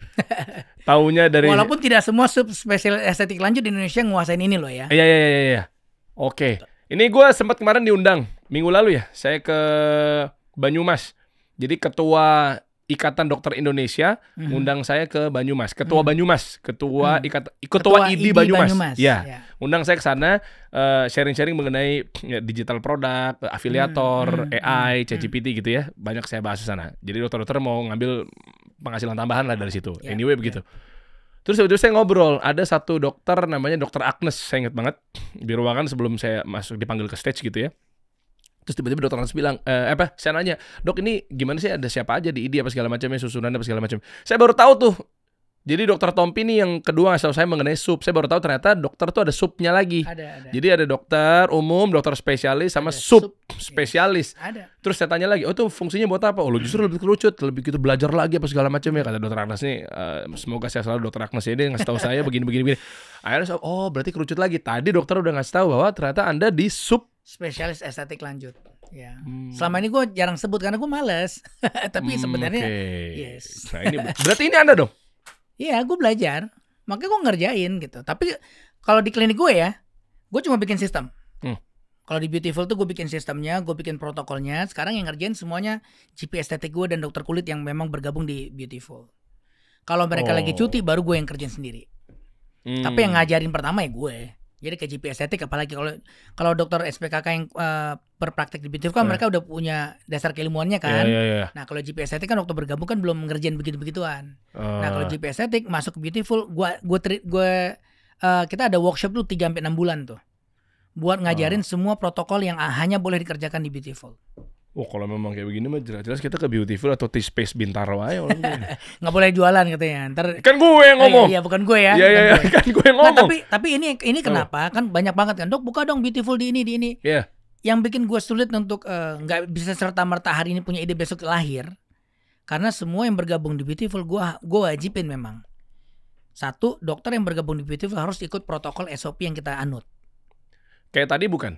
Enggak, bukan. Gue ngoping tadi dok, maaf dipotong. Tadi pas lagi sebelum mulai podcast, tiba-tiba tadi kan dokter bilang ke istri dokter, bu dokter, bilang apa? Itu coba udah OTW ya dari pasien yang mau ke Pakubono tuh yang Beautiful Pakubono. Terus gue coba tadi nguping aja sih, serahin aja sama si ini. Itu dokternya? Yes. Adla. Gila gue ilmunya, internal banget ya. Tapi karena ilmunya udah sama, protokolnya udah sama, kan gue ngomong A dikerjainnya A. Jadi udah satu bahasa gitu. Ya itu maksudnya kan? Kayak gitu ya. Kan kita kalau kerja di mana-mana pasti ada gitunya kan. Ada SOP kayak lo di sini kan lo udah punya SOP. Begitu lo mau syuting, kamera udah tahu di sini. Lo nggak perlu setiap datang tuh orang baru beda lagi posisinya kan enggak. Dia harus belajar dulu. Nah sama di klinik gue juga begitu. Jadi klinik Beautiful buat perawatan kulitnya tuh udah gue bikinin menunya. Jadi di Beautiful tuh cuma ada menu A, B, C, D, E. That's it. Dok tapi saya pengen ngerjain F ya lo pindah ke klinik lain. Ini jelas-jelas aja kan udah diatur. Ya, kenapa? Karena gue harus meminimalisir komplikasi kan. Jadi yang boleh dikerjakan di klinik gue cuma yang udah proven sama gue. Udah gue cek SOP-nya benar, ngerjainnya benar, semua benar. Di luar itu kalau kita nggak mampu jangan, kita nggak ngerjain ini nih. Tapi ini ada pasien ya udah rujukan yang bisa aja. Lo kalau gue prinsipnya gini nih. Lo buka warung Padang, lo jangan jualan spaghetti. Iya. Karena lo cuma udah judulnya warung Padang. Ya lu jualan makanan Padang, tiba-tiba lu ada spaghetti rendang tuh apa maksudnya gitu ya? Iya benar. Ya beda lagi gitu. Ya itu fusion namanya. Tapi kalau kita ngomong warung Padang, plek Padang ya udah lu jualan makanan Padang. Nah di klinik gue juga gitu. Jadi waktu awal-awal gue bikin nih, pokoknya Beautiful perawatan buat estetik GP-nya A, B, C, D, E. Terus setelah berjalan setahun, tim dokter umum gue kan kita suka meeting kan. Dok kayaknya pasien mulai minta ini deh dok, di sana di klinik tetangga ngerjain A ini. Ya udah kirim ke sana aja. Oh wow malah begitu. Iya. Kan cuan. Nggak apa-apa orang kita nggak ngerjain. Yang penting kan sales. Kalau gue nggak. Selalu based on indikasi. Gue bilang lu udah punya tip plasma, lu nggak perlu ini. Nah jadi gini ya. Ada beberapa treatment yang beredar di luar kan mirip-mirip sebenarnya. Misalnya gini, lo udah pakai helm. Ya, lo udah pakai helm nih. Lo nggak perlu helm merek A, lo nggak perlu helm merek B kan? Iya, udah sama. Kan nggak mungkin lo tumpuk tiga helm lo pakai salah satu aja. Nah, kalau udah jualan helm A, lo nggak usah helm B, lo nggak usah helm C gitu. Kalau gue sih gitu. Kalau di praktek medik ya udah kita pakai metode ini. Tapi ada pasien datang, dok, tapi saya pengen metode yang kayak di klinik sebelah. Yang ini lo kesana. Cuma sebentar, itu tahu dari mana rekomendasinya? Kalau cuma sekedar bukan data yang viral-viral doang kan agak bahaya. Jadinya ntar kasusnya kayak ibu tadi tuh, yang udah 8 tahun, 11 tahun. Misalnya kalau dianya bermasalah di klinik sananya? Oh enggak, maksud gue makanya gue bilang, yang gue pilih kan yang udah proven. Gue nggak mau ngerjain sesuatu yang gue belum lihat efeknya benar-benar real. Iya, maksud gue gini dok, ketika dokter rekomendasi, misalnya contoh nih. Bukan, maksud gue tuh pilihan kan. Iya benar. Dok, lagi rame nih di laser di klinik A misalnya. Itu kan tadi dokter bilang, yaudah kesana aja lah. Kalau misalnya tiba-tiba dia ada bermasalah di klinik sini, tapi kan akhirnya menjadi bukan urusan gue. Oh oke. Kan bukan gue yang ngerjain. Yaudah ambil aja bukan, maksud gue gini, maksudnya tuh bukan gue berarti gue nyuruh lo itu perlu dan lo harus kerjain, bukan. Ya itu tadi kan behavior pasien itu sekarang yang tadi gue cerita di awal loh. Pasien dan dok saya mau laser pico dong, misalnya gitu ya. Misal di tempat gue nggak ada pico misal, which is we have gitu ya. Misal tempat gue kita nggak punya pico atau sejenisnya gitu. Terus kalau gue akan bilang ke pasiennya, ibu case-nya ibu tuh ini. Untuk case ini protokol kita tuh ngebersihin dengan cara ini, saya nggak perlu pico untuk case ini. Yes. Dapat. Iya kan? Yeah. Nah terus pasien, tapi saya tetap mau pico dok. Ya kalau anda bersih keras, ya silakan cari yang ada. Di sini nggak ada. Kita nggak akan kerjain, walaupun saya punya alatnya, saya nggak akan kerjain di case-nya ibu gitu. Karena lo tahu dok ya, bahwa kalau mesin dikerjain pun juga sebenarnya bisa jadi nggak works kalau dengan pakai metode itu. Yes, karena that's why I don't put it on my list untuk protokol gitu. Jadi protokol, makanya jadi setiap gue mau buka cabang baru, it takes time. Paling cepat tuh 6 bulan buat ngetrain tim dokter yang bergabung di gue. Dan yang agak repot apa? Kalau gue dapat dokter yang udah pengalaman. Kok? Dia udah kerja nih, dari kerja di mana-mana kan dia udah expose banyak hal kan. Terus tiba-tiba gabung di gue batasin, lo cuma boleh kerjain ini ya. Kan nggak semua orang egonya mau diatur kan. Loh tapi kan gue bisa ini. Iya tapi di Beautiful tuh kita cuma ngerjain ini doang. Yang ini kita gak ngerjain. Supaya apa? Karena kalau ada komplikasi yang repot gue juga ntar. Gitu. Jadi kita batasi supaya terkontrol gitu. Nah itu dalam tanda kutip ya, itu kenapa menternak Beautiful tuh jauh lebih sulit. Gitu. Bukan yang hari ini gue buka, besok gue terima siapapun yang ngelamar, ya udah dia bisa pakai mesin laser, udah pakai aja gitu. Gak bisa gitu. Karena kita ada bendera yang kita anut kan. Nah beda kalau misalnya praktek pribadi kan silakan, kan tanggung jawabnya di dia. Gitu. Itulah kenapa boleh jualan dikit ya. Kenapa di kampus saya sebagai binusian, binus online, yang memudahkan buat teman-teman juga akhirnya bisa belajar meskipun pengusaha sibuk tapi tetap bisa kuliah. Di binus online di jurusan saya di business management, di situ ada mata kuliah namanya business ethic and sustainability. Jadi berbisnis itu ada etikanya untuk mencapai sustainability. Lo mau hajar-hajar sekarang itu dosen-dosen prof saya tuh ngajarin tuh ya. Hajar, wah kenceng apa segala macamnya, tapi bisnis lu nggak akan panjang karena lu nggak sustain ya. Oh iyalah, nggak sustain. Makanya itu sepaket tuh nama mata kuliahnya. Gue sempat tanya tuh, Prof, kenapa nggak kita belajar bisnis etik doang gitu ya? Kan bisnis tuh kenapa satu paket itu business ethic and sustainability gitu gabung. Ya, ternyata kayak begitu, dengan berangkat dari etika ya bisnis lu akan sustain. Dan ini unik loh, maksud gue ya. Gue kan kita Beautiful berapa tahun sih? Bukan Beautiful yang sejak kita punya cabang 2 ya. 2 tahunan ya. Berapa tahun? 2021 sekarang 4 tahun ya. 4 tahun Beautiful. Loh, Beautiful mah dari gua kecil kali, Dok. Enggak, itu yang Beautiful yang pusatnya. Oh, yang di Pakubono tuh dari gua TWK SMA 82 lewat taman situ mah. Itu udah 14 tahunan. Wah, 14 tahun. Tapi kalau Beautiful yang sejak gua bikin pemekaran, yang udah mulai banyak cabang di mana-mana tuh baru jalan 4 tahunan. Nah, waktu awal-awal gue bukan mempopulerkan lah ya. Waktu gue bikin listing treatment kayak T-Plasma, T-Rejuve, T-Flex, kan semua gue branding. T-Plasma, T-Rejuve, T-Flex, T-Silk, segala macam kita punya tuh. Nah, dan waktu training itu yang gue ajarin ke mereka. Cara nyuntik, cara megang jarum, blok wajah supaya nggak sakit, itu gue ajarin semuanya. Jadi dokter umum gue insya Allah cukup gape lah untuk bermain jarum gitu.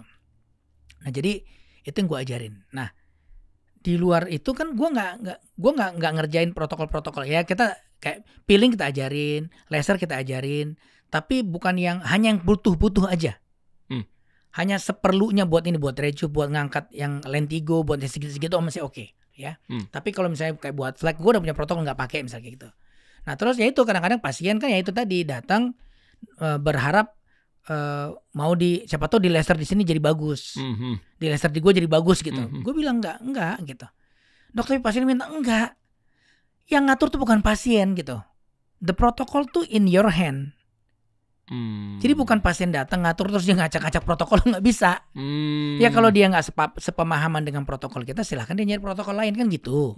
Nah terus gue bilang, nah waktu awal-awal kayak gue kita jual dalam tanda kutip, kita edukasi jualan lah. Kalau bahasa dagangnya ke pasien, Bu, kalau flek melasma di Beautiful tuh kita nggak ngerjain ini loh, karena prinsipnya begini-begini. Itu kan nggak ketelan sama orang dengan gampang. Oh nggak gampang jualannya, karena proses mengobatin flek melasma dengan cara yang gue terapin di Beautiful tuh takes time. Makanya tadi gue bilang kan, opening speech-nya apa? Sabar. Innallaha ma'as-sabirun ya, Bu. Gue kasih hadis. Keluarnya Aceh ini. Jadi sabar. Kenapa dokter ngomong sabar? Dia ketawa tuh. Tadi gue kepotong ceritanya tuh. Karena nanti dalam 4 bulan pertama ibu treatment sama Beautiful, itu godaan banyak banget, Bu. Lihat TikTok, lihat Instagram, lihat paket ini ono. Terus ada teman bilang, lo ke dokter gua aja, gue lihat tuh bagus-bagus semua tuh, muka lihat dulu gitu kan. Nah tapi kan ibu udah cobain metode yang mirip-mirip. Kalau metode yang mirip ya menurut saya silakan ibu pikirkan lagi. Tapi yang kita kerjakan di sini kan beda metodenya. Nah tapi metode ini pelan tapi menuju ke perbaikan. So sabar, kasih sekitar waktu 6-12 bulan buat ngeberesin masalah ini. Kalau 6-12 bulan ibu lihat kayak progresnya nggak ada nih, dokter Tompi bullshit juga nih, ya udah pindah tempat lain. Nyatanya? Gue selalu ngomong begitu, nggak ada tuh pasien kita stay. Oke. Pasien kita stay, pasien kita tuh rata-rata akhirnya jadi kayak keluarga kan. Karena setiap 2 minggu ketemu, setiap bulan ketemu gitu. Sama dokter kulit kita tuh sama tim GP estetik kita tuh udah kayak temen jadinya, karena ketemu terus. Total berapa dokter umumnya yang di-treat skill-skill seperti itu di T-Space 16 ya. Sama kita ada 16 GP ya. estetik ya. Ada 16 GP estetik, terus ada 3 SPKK. Oke. Jadi luar dokter bedah plastik malah nggak ada yang gue train. Loh kenapa? Karena dulu dia udah sibuk ngerjain, kan udah ada job desk masing-masing. Jadi dokter bedah plastik yang ngurusin ini di klinik gue cuma gue doang. Kelihatan ya dokter Tompi juga nggak alergi sama SPKK. Ada SPKK dari situ juga ya. Justru protokol yang gue pakai ini, gue discuss lama banget sama mereka. Waktu pertama kali gue bikin protokol ini, terus gue lempar ke forum SPKK yang bergabung di Beautiful, gue nanya. Karena waktu itu kita ada case nih. Terus gue tanya, terus mau diapain nih? Rencananya apa nih teman-teman gitu. Oh ya dok, kita akan gini-gini. Ops, tunggu dulu. Gue bilang, coba tanya ke pasiennya dia udah ngapain. Oh ya dok, ternyata dia udah ini. Lah masa lo mau ulang lagi? Oh, mata rantai terputus tuh, keren. Ya kan? Iya. Jadi mereka juga, oh iya juga ya. Jadi waktu, gue ingat banget nih, ini bener-bener real story. SPKK tempat gue tuh ada yang awal-awal tuh Dr. Marsha sama Dr. Cat. Dr. Danar belakangan masuk ke Dr. Danar, belakangan. Yang pertama tuh Dr. Cat sama Dr. Marsha. Waktu ada pasien flek melasma, gue nanya mereka, ini mau diapain plannya? Yuk sambil kita develop protokol bareng-bareng supaya lebih solid gitu. Terus mereka bilangnya, dok kita sih belajarnya dulu ya pakai modalitas ini. Laser, peeling, sama krim malam. Nanti kombinasi dari ini, ntar kita bermain gini. Pokoknya dia cerita lah ini. Terus gue bilang, tunggu dulu. Coba tanya sama pasiennya, dia udah kemana aja, dan udah diapain aja. Aduh iya lagi. Iya. Terus dirunut dari yang case-nya seperti, karena biasa pasien punya foto tuh. Dia punya foto dari pertama dia, dulu saya begini loh dok. Dia punya tuh. Nah, sudah tuh, kita ketemu lagi kan. Terus gue tanya, jadi sekarang mau diapain? Will you do the same protocol or we should think something else? Apa yang membuat lo yakin di tangan lo protokol itu akan bagus, di tangan orang lain yang di luar sana ngerjain itu nggak bagus? Apakah mereka nggak benar ngerjainnya dan lo yakin lo lebih benar? Itu pertanyaan gue ke tim gue ya. Gitu. Ya juga ya dok ya. Terus gimana dong gitu? Gimana kalau lo coba cara gue dulu? Kalau nggak berhasil baru kita pikirin cara lain. Gimana tuh dok? Ya udah gue kasih protokolnya. Nih, fokus di perbaikan skin barrier dulu. Dan itu sejak mereka bergabung sampai sekarang itu yang akhirnya dipakai. Walaupun dalam perjalanan ada tambahan-tambahan ya. Mereka kan kayaknya kita baik kan ilmu tuh berkembang terus ya. Ilmu tuh berkembang terus. Mereka dok mau ketemuan dong, mau ngebahas ini. Boleh nggak kita tambahin ini? Ini jurnalnya gini. Gue lihat. Oh ini oke nih kayaknya nih. Oke, let's try. Selama ada evidence base-nya kita boleh menerapkan itu. Jadi nggak alergi sama dokter umum, which is di dokter umum. Oh enggak, ini bukan dokter umum, ini SPKK gue. Oke. Ya, tapi nggak alergi langsung. Justru gue tuh sangat senang diskusi beginian. Gitu. Yang penting ini make sense. Iya. Tapi kan nggak lucu kan kalau lo ngerjain sesuatu yang berulang-ulang berharap hasilnya beda. Iya. Kalau kata Einstein apa tadi? Stupidity. Lo iya kan? Iya. Lo bikin lontong sayur nih, lo bikin lontong pakai metode A. Setiap lo buka benyek. Iya. Lo ulang 100 kali pasti benyek. Iya benar. Iya. Gue nangkep nih teman-teman semua. Di bisnis lagi-lagi tadi kan mau tuh klinik, mau tuh klinik kecantikan, mau tuh space atau apapun itu. Rumah makan itu pasti customer behavior. Ya, audiens gue tahu lah. Kalau udah sering kita ajari juga di channel ini gitu ya. Lu bikin bisnis pasti ngelihat dari perilaku konsumen, bukan ngelihat dari sudut pandang produsen. Subjektif lah. Menurut gue dikasih ini enak. Menurut gue gado-gadonya dikasih ini enak. Oh sambelnya bikinan sambelnya ini aja, sambal mata aja. Sambal matanya nggak salah, cuma sambal matanya akan enak di mana dulu nih. Iya. Belum tentu dia gado-gado. Es krim ya. Iya. Kan? Es krim sambal mata. Iya kan? Jadi ngerti nggak maksudnya teman-teman? Lu bikin bisnis lihat dari perilaku customer itu. Jadi ya gitu loh terjadi di Indonesia ya. T-Space. Jadi pengen main lagi. Kita jadwal ke Om Deddy Corbuzier kapan? Maaf ya dok, gue ke Bintaro kalau lagi pas meeting sama Om Deddy doang, kita kan close the door nih. Iya. Kita kan part dia of juga belum close the door. datang tempat gue. Padahal dia lebih dekat. Istrinya tapi datang main. Udah pernah main waktu Om Deddy nggak datang. Ya. Wah parah banget, padahal lebih dekat. Gue kan jauh. Ngomongnya mau datang. Tapi dok, gue mau ke situ kan dia suka daging kan. Jadi di T-Space itu kan ada restoran El Profesor, dagingnya enak banget. Gitu. Dia bilang gue pengen nyobain steak and tarts gitu. Dia udah ngomong berapa kali mau datang tapi nggak jadi mulu. Padahal Bintaro ya. Iya. Gua kan Padahal jauh tinggal ngesot. Ya kecapean angkat gym kali ya. Angkat barbel. Detailnya teman-teman buka dong T-Space dong. Ya Allah, ya dong. Buka lagi dong. Nah, di ininya webnya. Webnya apa akunnya. Ini gue yang ngomong. Dokteran punya etikanya, nggak boleh dagang dok. Nah ini coba buka dong T-Space. Ya, tapi poinnya sih gitu ya. Ada mau tambahin nggak di ujung obrolan dok? Kita tutup aja sekalian. Gue rasa sih itu sih ya. Jadi supaya nggak berlarut-larut kesalahpahaman ini. Jadi pada dasarnya yang gue omongin pun bukan sesuatu yang lahir dari pemikiran gue doang gitu. Gue baca gitu, gue mempelajari ini dan ada dasar keilmuannya. Dan itu di luar banyak center-center klinik kulit di luar yang pada penanganan flek melasma itu udah mulai berfokus kepada perbaikan skin barrier. Gitu, bukan cuma depigmentasi yang dilakukan gitu. Harusnya sih kalau teman-teman ini terakhir lah ya, harusnya kan teman-teman juga sekarang udah pada canggih ya bahwa banyak korban-korban bermunculan juga yang dihajar, over treatment bla bla bla, mereka pada speak up juga sekarang udah pada ngerti. Jadi monggo lah di luar sana, marilah kita bersaing dengan sehat gitu dalam artian ya terutama buat para oknum-oknum yang memang menghajar aja ini gue cara gue yang baik terserah mau klaimnya kayak gimana, tapi yang penting benar-benar tidak mengorbankan para pasien gitu. Dan satu lagi gue rasa penting buat menyadari ini nih, ilmu itu kan berkembang terus ya. Jadi jangan ada gengsi. Ya. Kita nggak perlu gengsi. Misalnya gini, kayak sekarang gue bilang, gue sekarang ngomong nih, pada kasus flek melasma sebaiknya jangan di laser dulu, diistirahatkan dulu. Terus tiba-tiba nanti misal 10 tahun lagi timbul alat laser yang generasi terbaru yang benar-benar bisa ngeberesin tanpa membuat efek pada skin barrier misalnya. Statement gue bisa berubah loh. Karena mengikuti perkembangan sekarang ya. Kalau sekarang yang gue lihat, yang gue amatin berdampak terhadap skin barrier. Ya kan kayak tadi di si DeepSeek juga ngomong yang sama kan. Nah, tapi kan ilmu laser kan generasi berkembang terus nih.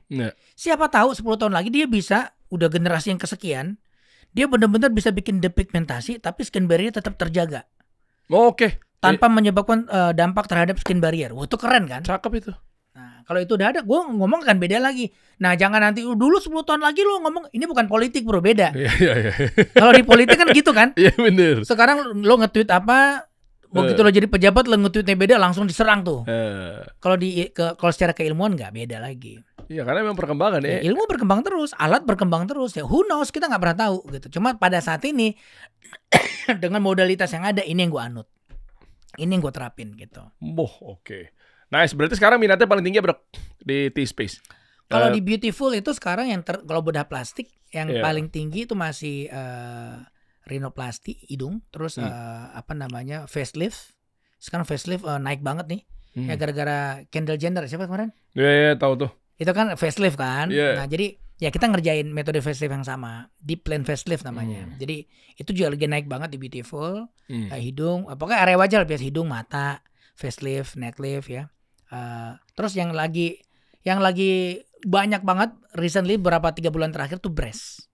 Kenapa? Breast augmentation karena mungkin ya gue buat di suami. Beautiful kita ngerjain ya buat suaminya loh, maksud suami orang. Ya. Enggak, maksudnya biar lebih nyaman gitu. Iya. Gimana? Jadi breast augmentation buat membesarkan, kan kadang-kadang kalau udah melahirkan, udah punya nyusuin anak kan turun terus kosong, terus yang kadang-kadang benar-benar kempes banget kan. Nah itu kan bisa diperbaiki tampilannya. Jadi breast augmentation. Nah kebetulan di Beautiful kita ngerjain teknologi. Tekniknya tuh agak beda. Teknik operasi yang gue pakai sekarang, gue belajar dari temen gue di Thailand. Itu namanya dual plane dengan internal bra fixation. Jadi implan itu buat mensupport jaringan payudara aslinya itu ditata sedemikian rupa di 2 layer yang berbeda, di bawah otot dan di atas kelenjar ya. Tapi nanti bagian bawahnya ada otot yang akan nahan supaya dia nggak gampang turun. Terus kalau misalnya tidur nggak ngeplek ke samping. Ngeplek, betul. Kan biasa kalau payudara gede kan turun, begitu turun kan ikut gravitasi ke samping dong. Nah ini dia tetap stay di tengah. Jadi selalu dalam posisi siap gerak. Gitu. Repot-repot banget, disuntik aja pakai cairan 200 cc. Nah, pas ya masuknya ya. Nah ini nggak boleh. Nah ini gue clarify dulu. Lo kan cara simpel pakai otot lah, pakai ribet banget, suntik pakai 200 cc aja, Dok. Bisa mati lo di atas meja operasi. Hah? Iya, kan yang ngerjain dokter juga, kan pasti dia udah tahu lah tata caranya. Nah, ini gue cerita dulu. Kenapa begitu? Jadi penyuntikan filler dalam jumlah besar buat area bokong, payudara, it's very dangerous. Di luar udah banyak larangan, beberapa negara udah ngeluar larangan mengerjakan hal ini. Ya. Kenapa? Karena di sini tuh banyak pembuluh darah gede-gede. Di bokong juga sama, banyak pembuluh darah gede-gede. Satu, resiko emboli namanya. Si cairan yang disuntikan itu bisa masuk ke dalam pembuluh darah, ngeblok, itu bisa bikin mati, on table. Angka kejadiannya dari 100 nggak 100-100-nya mati. Tapi yang namanya mati, 1 aja masalah dong. Oh iya, masalah lah. Yes. Jadi di Miami itu salah satu negara bagian yang masih memperbolehkan kayak Brazilian butt lift namanya, yang buat ngegedein pantat, ya. Itu pakai fat malah. Itu malah pakai fat, bukan filler malah. Tetap nggak boleh. Itu diperbolehkan, tapi di bagian negara Amerika lain nggak boleh. Meskipun pakai lemaknya dia sendiri. Yes. Kenapa? Karena resiko emboli tinggi. Nah kalau di Miami diperbolehkan, tapi kalau sampai ada yang mati, lo kena. Oke. Nah per tahun terakhir gue ikut workshop di sana ya. Itu beberapa tahun lalu, waktu itu dilaporkan setiap tahun ada angka kematian. Memang nggak tinggi. Jadi misalnya yang dikerjakan itu misalnya ada sekian ribu kasus dalam setahun gitu. Angka kematian dilaporkan 3-5 kasus. Tapi kan mati. Tetap aja mati, Dok. Irreversible kan gitu. Jadi walaupun kita udah hati-hati nih, penyuntikannya udah hati-hati. Udah kita aspirasi, udah pastiin kanul kita tuh nggak masuk ke dalam pembuluh darah. Nah ternyata apa? Penelitian terakhir terjadi apa? INBBC namanya. Apa tuh? Karena dia yang kita suntikan dalam jumlah besar, high pressure, dia ngerembes. Ya kayak tembok lo tiba-tiba nggak ada bocor, tapi tiba-tiba ada air masuk. Karena itu namanya INBBC, ngerembes dia. Ngerembes masuk ke dalam pembuluh darah, ngumpul jadi emboli, ngeblok. Stop lah. Stop, mati. Nah itu yang terjadi. Apalagi kalau memang nyuntiknya udah salah. Nah kalau kita dokter kan kita belajar nyuntik nggak boleh ke dalam pembuluh darah. Lo baca nggak beberapa waktu terakhir ada di Korea yang katanya suntik perawatan kulit terus buta. Oh tahu. Nah itu sama mekanismenya. Cuma dia ngebloknya cuma di pembuluh darah yang menuju ke arah belakang retrobulbar, ke belakang bola mata. Makanya dampaknya buta doang, nggak sampai mati. Tapi kalau yang ngeblok sampai ke arah otak kan bisa mati. Nah pembuluh darah gede-gede kan larinya semua ke ujung nanti, ya kan? Gitu ya, itu yang bikin mati. Makanya hati-hati banget gitu. Nah sekarang di Indonesia ada nih. Lagi heboh banget di sosmed. Nah hati-hati. Terkenal lagi dokternya ya. Gue nggak ngurusin siapanya, tapi yang gue bisa, dan mereknya juga gue rasa nggak penting disebutin. Tapi ingat hati-hati. Maksudnya gini ya. Coba apa? Ada yang mengklaim mitigasinya biar kita tahu, hindari dengan narasi-narasi seperti ini gitu loh. Mereka mengklaim penyuntikan zat ini bisa ngerangsang pertumbuhan payudara. Sekarang lagi heboh banyak dipakai di payudara. Mereka mengklaim penyuntikan ini bisa ngerangsang pertumbuhan. Jadi kalau kelenjar payudara disuntikin ini nanti kelenjarnya seolah membesar kan? Iya. Itu yang mereka klaim. Ada juga yang bilang, ada juga yang beredar, mereka mengklaim dengan disuntikan ini lemaknya akan menebal. Ngerangsang pertumbuhan kelenjar lemak. which is dua-duanya menurut gue adalah kebohongan sih.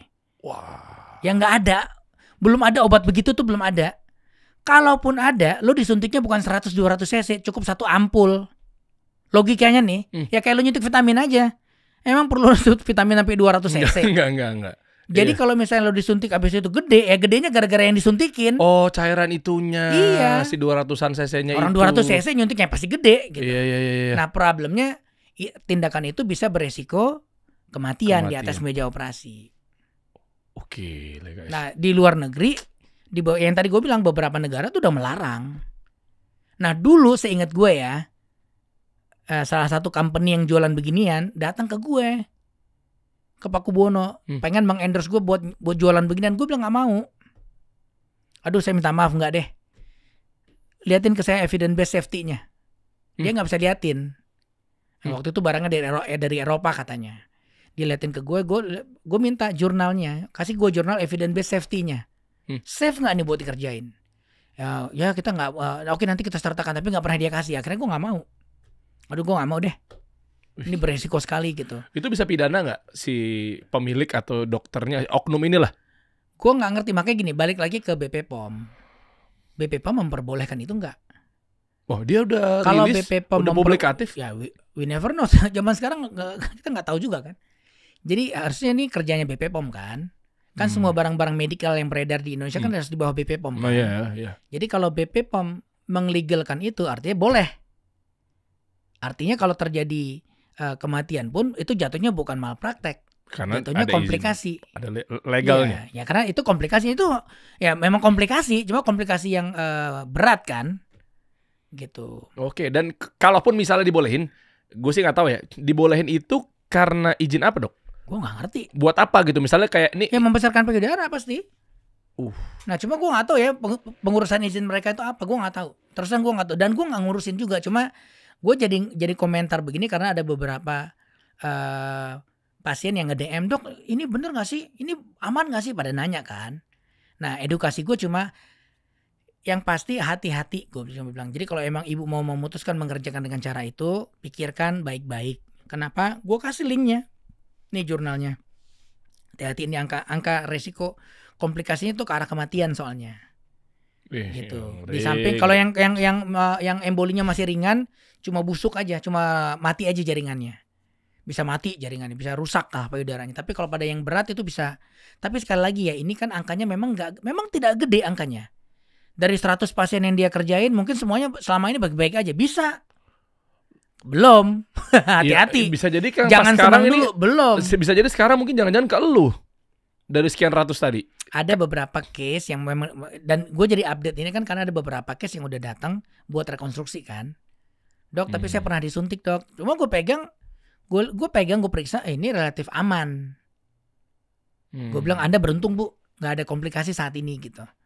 Terus kita bersihin. Baru kemarin gue baru yang ngerjain Dokter Ruth, Dokter Ute, bedah plastik di tempat gue khusus buat breast. Nah dia cerita nih, Dok, case-nya begini gitu. Diangkatnya disedot. Bukan Dokter Ute, Dokter Risa. Pasiennya Dokter Risa ya. Itu diangkat tuh gimana caranya sama Dokter Risa? Disuction, dibuka, disuction. Kita suction ini kan udah kelihatan poketnya. Ya kita bersihin gitu. Bisa tuntas? Insya Allah. Kan kelihatan. Oh, itu kan takutnya dia. Ya cuma kan mereka mengklaim barang-barang ini juga nanti beberapa waktu akan hilang dan sendirinya. Nah, pada kenyataannya gue tuh pernah ketemu case yang kalau dia udah capsulated itu biasa nggak hilang. Jadi kalau misalnya si filler yang dimasukin itu kan filler sebenarnya. Yeah. Filler yang dimasukin itu terus kebungkus kapsul tuh biasa nggak akan keserap dia. Karena dia yang keserap tuh yang kontak dengan pembuluh darah. Yang nggak kontak dengan jaringan sehat dengan pembuluh darah tuh biasa terbungkus sama kapsul gitu. Misal pernah ada proses infeksi kecil terus badan kita kan akan membentuk kapsul tuh karena benda asing kan. Yeah. Nah itu biasa nggak akan hilang. Nah tapi waktu kita buka kalau open surgery kan kelihatan barang. Itu bisa kanker juga. Sampai detik ini belum proven. Di bawahnya kematian apa? Kanker? Enggak. Sampai detik ini belum ada. Gue belum pernah baca jurnal yang penyuntikan barang-barang begitu menyebabkan karena cancer. By jurnal ya. Jadi ya itu yang kita pegang. Kan kita mau pegang apa lagi? Kitabnya kan itu. Iya. Gitu. Jadi kalau menyebabkan cancer belum proven, belum ke arah sana. Tapi berarti tahapannya langsung bypass ke kematian. kerusakan jaringan bisa. Jadi kalau misalnya embolinya kecil, cuma localized, ya dia kayak mati jaringannya. Tapi efeknya apa? Ya jadi cacat kan, bentuk payudara aja nggak bagus kan. Aduh. Jadi rusak jaringannya. Tapi kalau misalnya yang masuk ke pembuluh darah besar, terus dia nyambung ke arah otak dan lain-lain, ya, ke jantung, itu bisa mati. Hati-hati teman-teman, waspada ya. Jadi sekali lagi ini bukan berarti saya bukan nakut-nakutin, tapi secara keilmuannya begitu gitu. Itu kenapa kayak penyuntikan, walaupun sekarang kayak di Miami ya, itu kayak Brazilian butt lift yang pakai fat aja. Itu kalaupun mau dikerjain dengan guide USG pun masih mungkin terjadi. Apalagi blind shot. Waduh. Ya, nyuntiknya itu kan cuma kalau di sini setahu gue pakai kanul doang kok. Suntik dikit, pakai kanul suntik gitu. Nah, apalagi itu blind. Pembuluh darah gede-gede soalnya. Nah, kok tahu Dokter Tompi? Ya, gue kan ngerjain breast reduction, breast augmentation, itu kita buka semuanya ngablak. Jadi kelihatan barang ini gitu. Nah, bayangin kalau yang nyuntik nggak punya background anatomi sedalam itu gitu. Jadi hati-hati. Karena kan kalau di workshop kan pasti ngajarin cara nyuntiknya aja. Walaupun ada apa danger zone-nya di sini ya, hati-hati ini. Tapi kan di dalam kita nggak pernah tahu ya. Gitu. Jadi hati-hati, pesan saya hati-hati gitu. Pakai etika semua bisnisnya. Jadi kalau memang mau digedein, kalau yang paling aman bukan berarti nggak ada komplikasi loh. Yang paling aman sampai detik ini ya breast augmentation dengan implan. Gitu. Itu aja ada komplikasinya. Walaupun yang ngerjain udah sekolah bedah plastik, udah praktek puluhan tahun, tetap mungkin ada komplikasi. Nah, sekali lagi nggak ada yang perfect di dunia ini, nggak ada perfect dokter. Saya pernah ada hasil nggak bagus, ada hasil nggak membahagiakan, harus koreksi segala macam. Semua pasti ngalamin. Yang nggak ngalamin cuma yang nggak pernah ngerjain doang. Iyalah. Iya. Gitu. Jadi yang nggak pernah ngerjain nggak pernah ngalamin. Tapi kalau pernah ngerjain pasti ketemu pada perasaan semua udah SOP udah benar, ngerjain udah benar, kok ini nggak bagus ya hasilnya. Kan jadi pelajaran mahal buat kita operatornya. Ada lagi lebih parah lagi deh. Apalagi kalau nggak punya basic keilmuannya kan. Ya itu maksud saya. Apalagi yang lebih parahnya lagi, nggak pernah ngerjain, nggak punya ilmunya, tapi mencoba ngambil peluang ini untuk ngerjain. Itu ingat nggak ya, beberapa waktu lalu kalau nggak salah pernah heboh deh yang di Jogja. Yang kejang-kejang itu bukan sih? Yang saraf kejang-kejang itu apa? Itu beda lagi. Nah kalau itu gue nggak berani komen karena gue nggak tahu case-nya. Yang era yang katanya sempat berapa lama dioperasi terus sempat kejang-kejang terus sekarang juga masih dalam rehab kan. Kasian banget. Kan heboh banget tuh di sosmed tuh. Nah gue terus terang gue anestesi kan. Nah gue nggak tahu apa yang terjadi, bagaimana dibiusnya, karena nggak ngerti, nggak berani komen, takutnya memperkeruh keadaan yang enggak gitu loh. Karena kan sekarang yang kita lihat di sosmed kan baru versi awamnya doang nih, cerita umumnya, tapi kan apa yang sebenarnya terjadi ya harus dilihat tuh. Obatnya masuk apa, siapa yang ngerjain, bagaimana step-stepnya sampai itu kan harus jelas tuh. Baru bisa komen. Kalau enggak mendingan jangan deh. Yang gitu-gitu bahaya tuh, kita komen kita nggak paham jadi ngelebar kemana-mana gitu. Oke. Keren ini bang, statement dokter senior nih, bukan benar-benar maksudnya ini masukan buat semuanya. Istilahnya yang udah bertahun-tahun, belasan tahun, puluhan tahun pun juga tetap hati-hati dalam ucap apa segala macam. Komplikasi bisa datang siapa aja kok. Even yang udah profesor sekalipun bisa ada komplikasi. Dan di semua bidang ya. This is di semua bidang, nggak ada yang sempurna, Tuhan doang. Kalau kita manusia pasti ada kurang lebihnya lah gitu. Tapi kan percayalah tidak ada dokter yang punya itikat buruk buat sengaja nih gue jelekin, gue gagalin. Nggak ada dong. Semua pasti niatnya baik. Kalau bisa membantu nyembuhin, termasuk urusan flek melasma ya. Nggak ada satupun dokter yang mau dia SPKK, mau dokter umum, mau siapapun, nggak ada yang punya niat ini sengaja nih gue hitam-hitamin, nggak ada. Makanya yuk berarti damai ya, Perdoski sama sama gua. Sendirian. Kalau di konten-konten TikTok gimana? Ronaldo versus Manchester United gitu. Nah, ini Tompi atau Dokter Tompi versus Perdoski. Dan bukan gue ya bukan gue yang nyari masalah.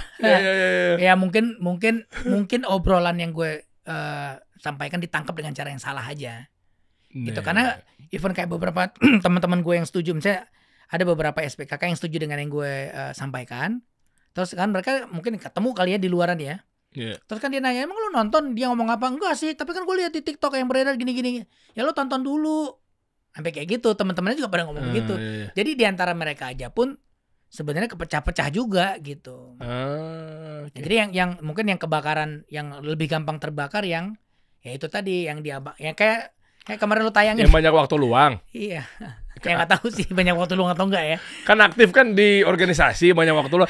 Loh, logikanya Dok, kalau dia nggak banyak waktu luang, dia nggak aktif banget di organisasi, jadi berarti banyak banyak praktek. Ya mungkin kan ada yang sebegitu semangatnya untuk mengembangkan, bisa aja. Jangan suuzon. Oh iya. Husnuzon.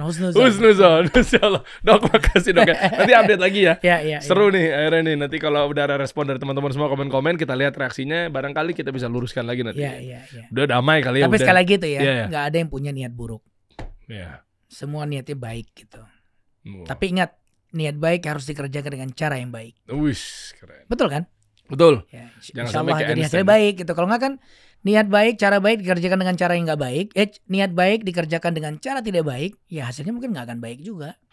Apa kata Einstein? Nggak usah diulang itu. Kita kasih solusi.